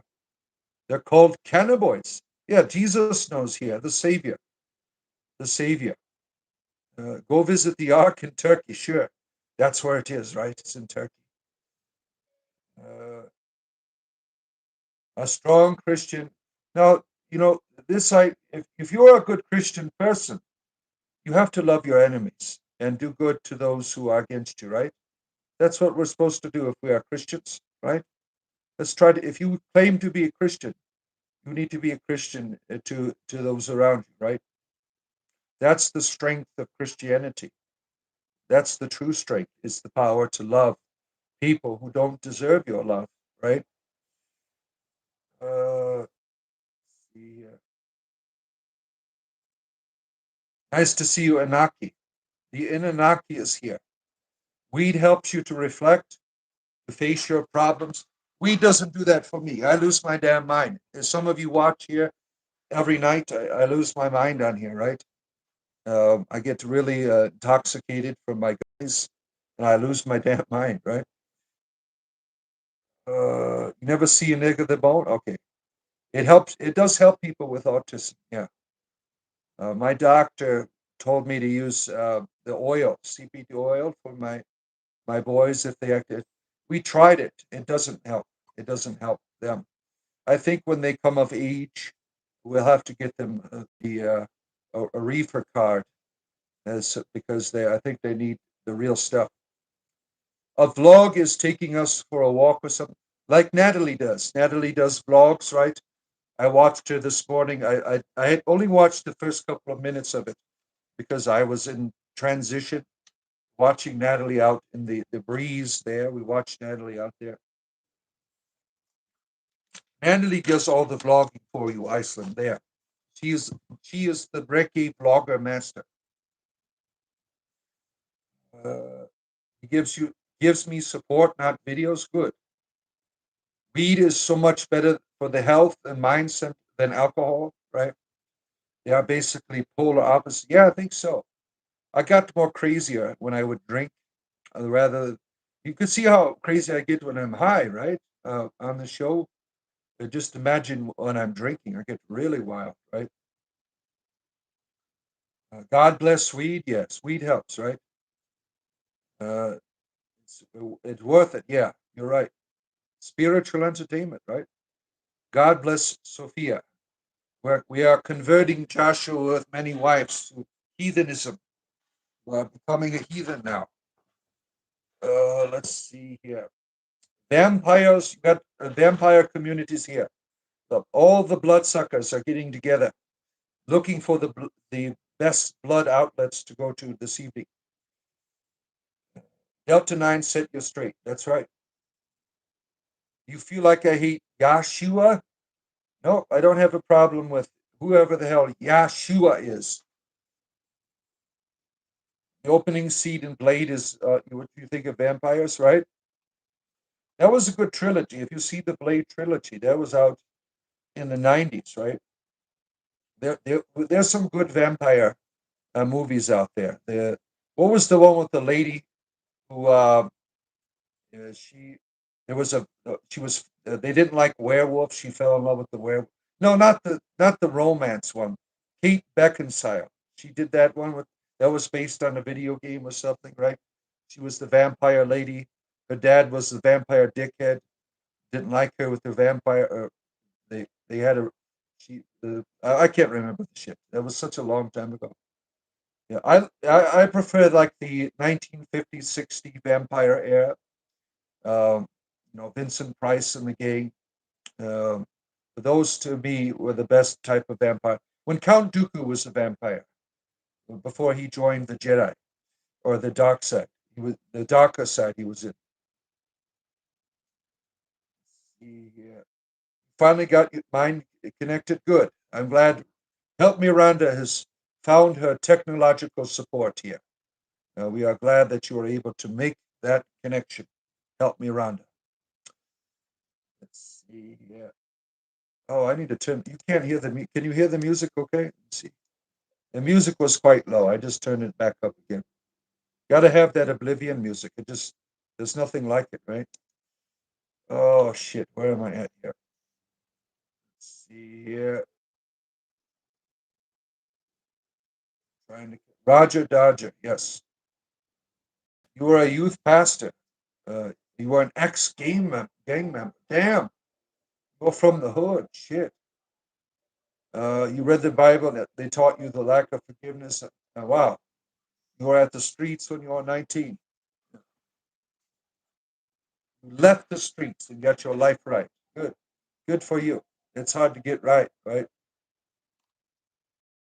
It's hard to walk away from that lifestyle, right? Let's see here. Where are we going here? I hate when this does this. Got, scroll through here. Is there a history of Melchizedek in the original? I'm sure there's all kinds of histories out there. There's all kinds of legends and shit. Vixos is here. Good to see you, our good friend Vixus. Are you the Vixus from Seattle? We have believe it or not, we have two Vixuses on here. Good to have you here. Oh, where are we at? You don't like alcohol, Rhonda? May God forgive you, deacon, for you will know not what you do. Yeah, that's what a good God would do, right? When you don't know what you're doing, you can be forgiven, and not the God of the Bible. He will destroy you forever for having the wrong idea.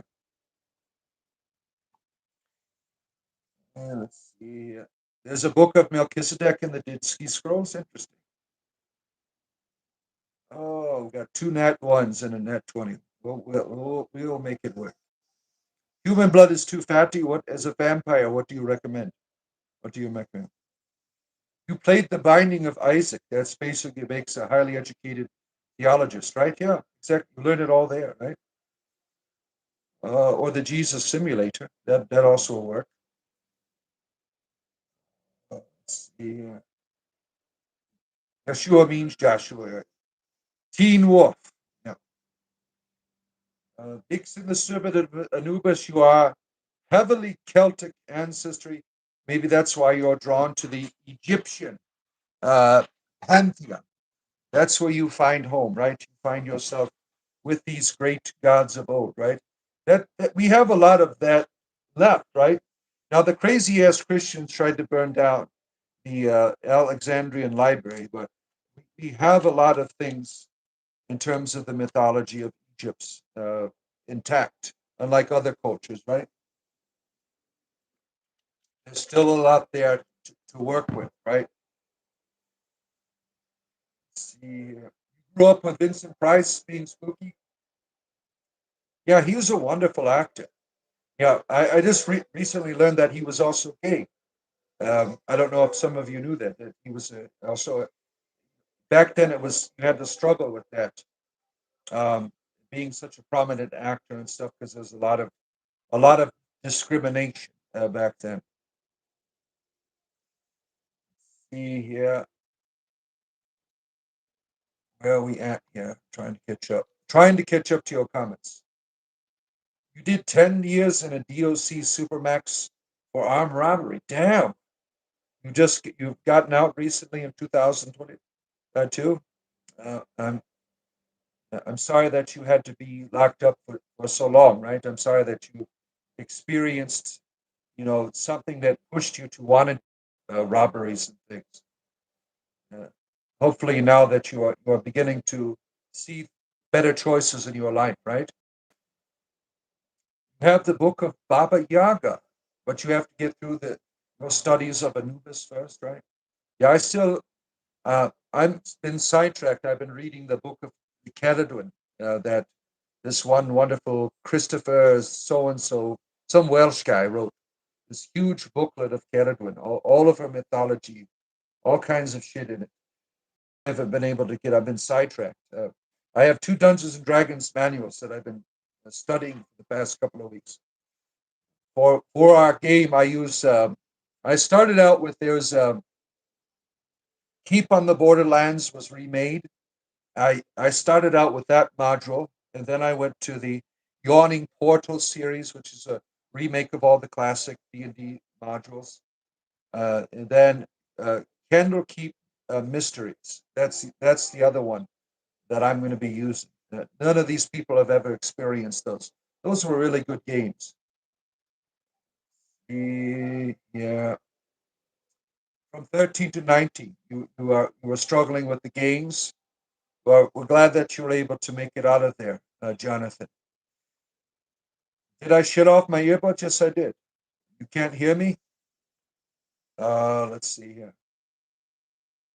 In the streets, in the belt, they're actually the gang violence per capita. Jackson is currently in civil war, basically. Yeah, that's unfortunate, right? That's unfortunate. And you can hear me, right? You can hear me talking. Inverted banana, you're playing with your bananas right now? You are the Vixus from Seattle. Okay. You used to go by Vixus, like you were playing, what's that with the little, what do they call that? You're the little guy in a spaceship running around. You know, everyone is sus, right? My kids played that game. I forgot what that shit was called. You used to go by the Clippy icon, say change because people would pronounce it wrong. Got it right. The cozy mom. Yeah, yeah. You brought me into the religion of cozyology this morning, right? You gave me the sacred blankie. Remember? I remember that, right? Yeah. If you want to convert me to your religion, it just costs $20. I will convert to any religion for 20. I am very cheap. I'm a member of many religions now. When Joey, you lost your mom, alcohol did not help you. You finally quit. You spent money on weed. I kept saying weed was your salvation. So I'm happy for you. I say I now respect drugs. Well, yeah, I use it for. I don't. I use it for medical reasons. I would prefer to be sober. I really would. But that's not ever going to be an option for me anymore. Yeah. Thoth is wisdom. What do you know of the wisdom of the good old Thoth there? Like Sophia, as a vampire, you recommend animal blood, boiled human blood because it gets fattiness out. Do you put like peanut oil in it and everything? Oh man, yeah. Trying to catch up to you. You have a good book, Vixen on Anubis, and the Egyptian Book of the Dead to get through. Yeah, that one that we both have, we both got it at Five Below, right? It's very detailed. It's a wonderful little book. Yeah, I heard that St. Patrick was Coptic. Yeah, I heard about it. There's a legend of that, right? He definitely was a monk in Egypt. Was he Coptic or was he just influenced by the Egyptian desert spirituality? Kemet's history is fascinating. You think so? How did they build the pyramids? That's a mystery, right? They didn't do it with a chisel and ropes and shit, right? So they knew something we do not know. Our ancestors, right? They knew things that we did not know. Got an apartment for people with disabilities earlier. Oh, good for you. Jesus is real. Yeah. Let's see here. Caledon is good all the time. Look, we have converted Joshua to Caledonism. He has left his fundamental of Christianity behind. Let's see here. Praise Caledon. I think once my wife gets home, she might be home right now. I will depart from you. We are all living the experience of life, right? Let's see here. You can hear us good. Trying to catch up here. All right, where are we at here? America, yeah. You have family here, certain. We are your digital family, right? Uh, this is the best we can do, right? To have these conversations every day, right? Everyone chat is, yeah, thank you. Uh, did Napoleon build all the ancient Hindu temples and pyramids worldwide? They are the giants. Yeah, did you ever hear about Napoleon going to take a nap in the Great Pyramid and coming out looking like a ghost? He had some type of spiritual experience in there, right? The giants were the Nephilim, yeah. Yeah. See, there's all kinds of mythologies right there. Take care, Chris. Go play your Fortnite, right? Take care. Yeah, digital family. Yeah, we got a nice community, right? We keep growing, and that's wonderful to have all these people from all over the world, all different religions, all different spiritualities, and atheists coming together to have a good time, right? Apart from Keratin, what other god were you pulled towards? Well, just the All Father, really. It's the Lord and the Lady, like they have in Wicca, right? That's how I see it. The father and the mother. The mother is Sophia. Keladwin is like, if I was a Catholic, she would be a saint. She is like a spirit guide, a wonderful big sister in a way. She is not Sophia. She is the face of Sophia. She's the face of the mother, right? That's how I've come to know Keladwin as. Oh, they found Gilgamesh's tomb. Shit.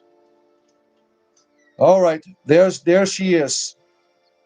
Oh, she's got back. It's been a long day at the topless dancing bar, and she has returned here with a big wad of money, so we can go celebrate the rest of the evening.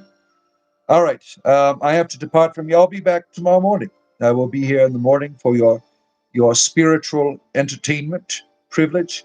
Thank you all for being here. Have a great rest of your evening.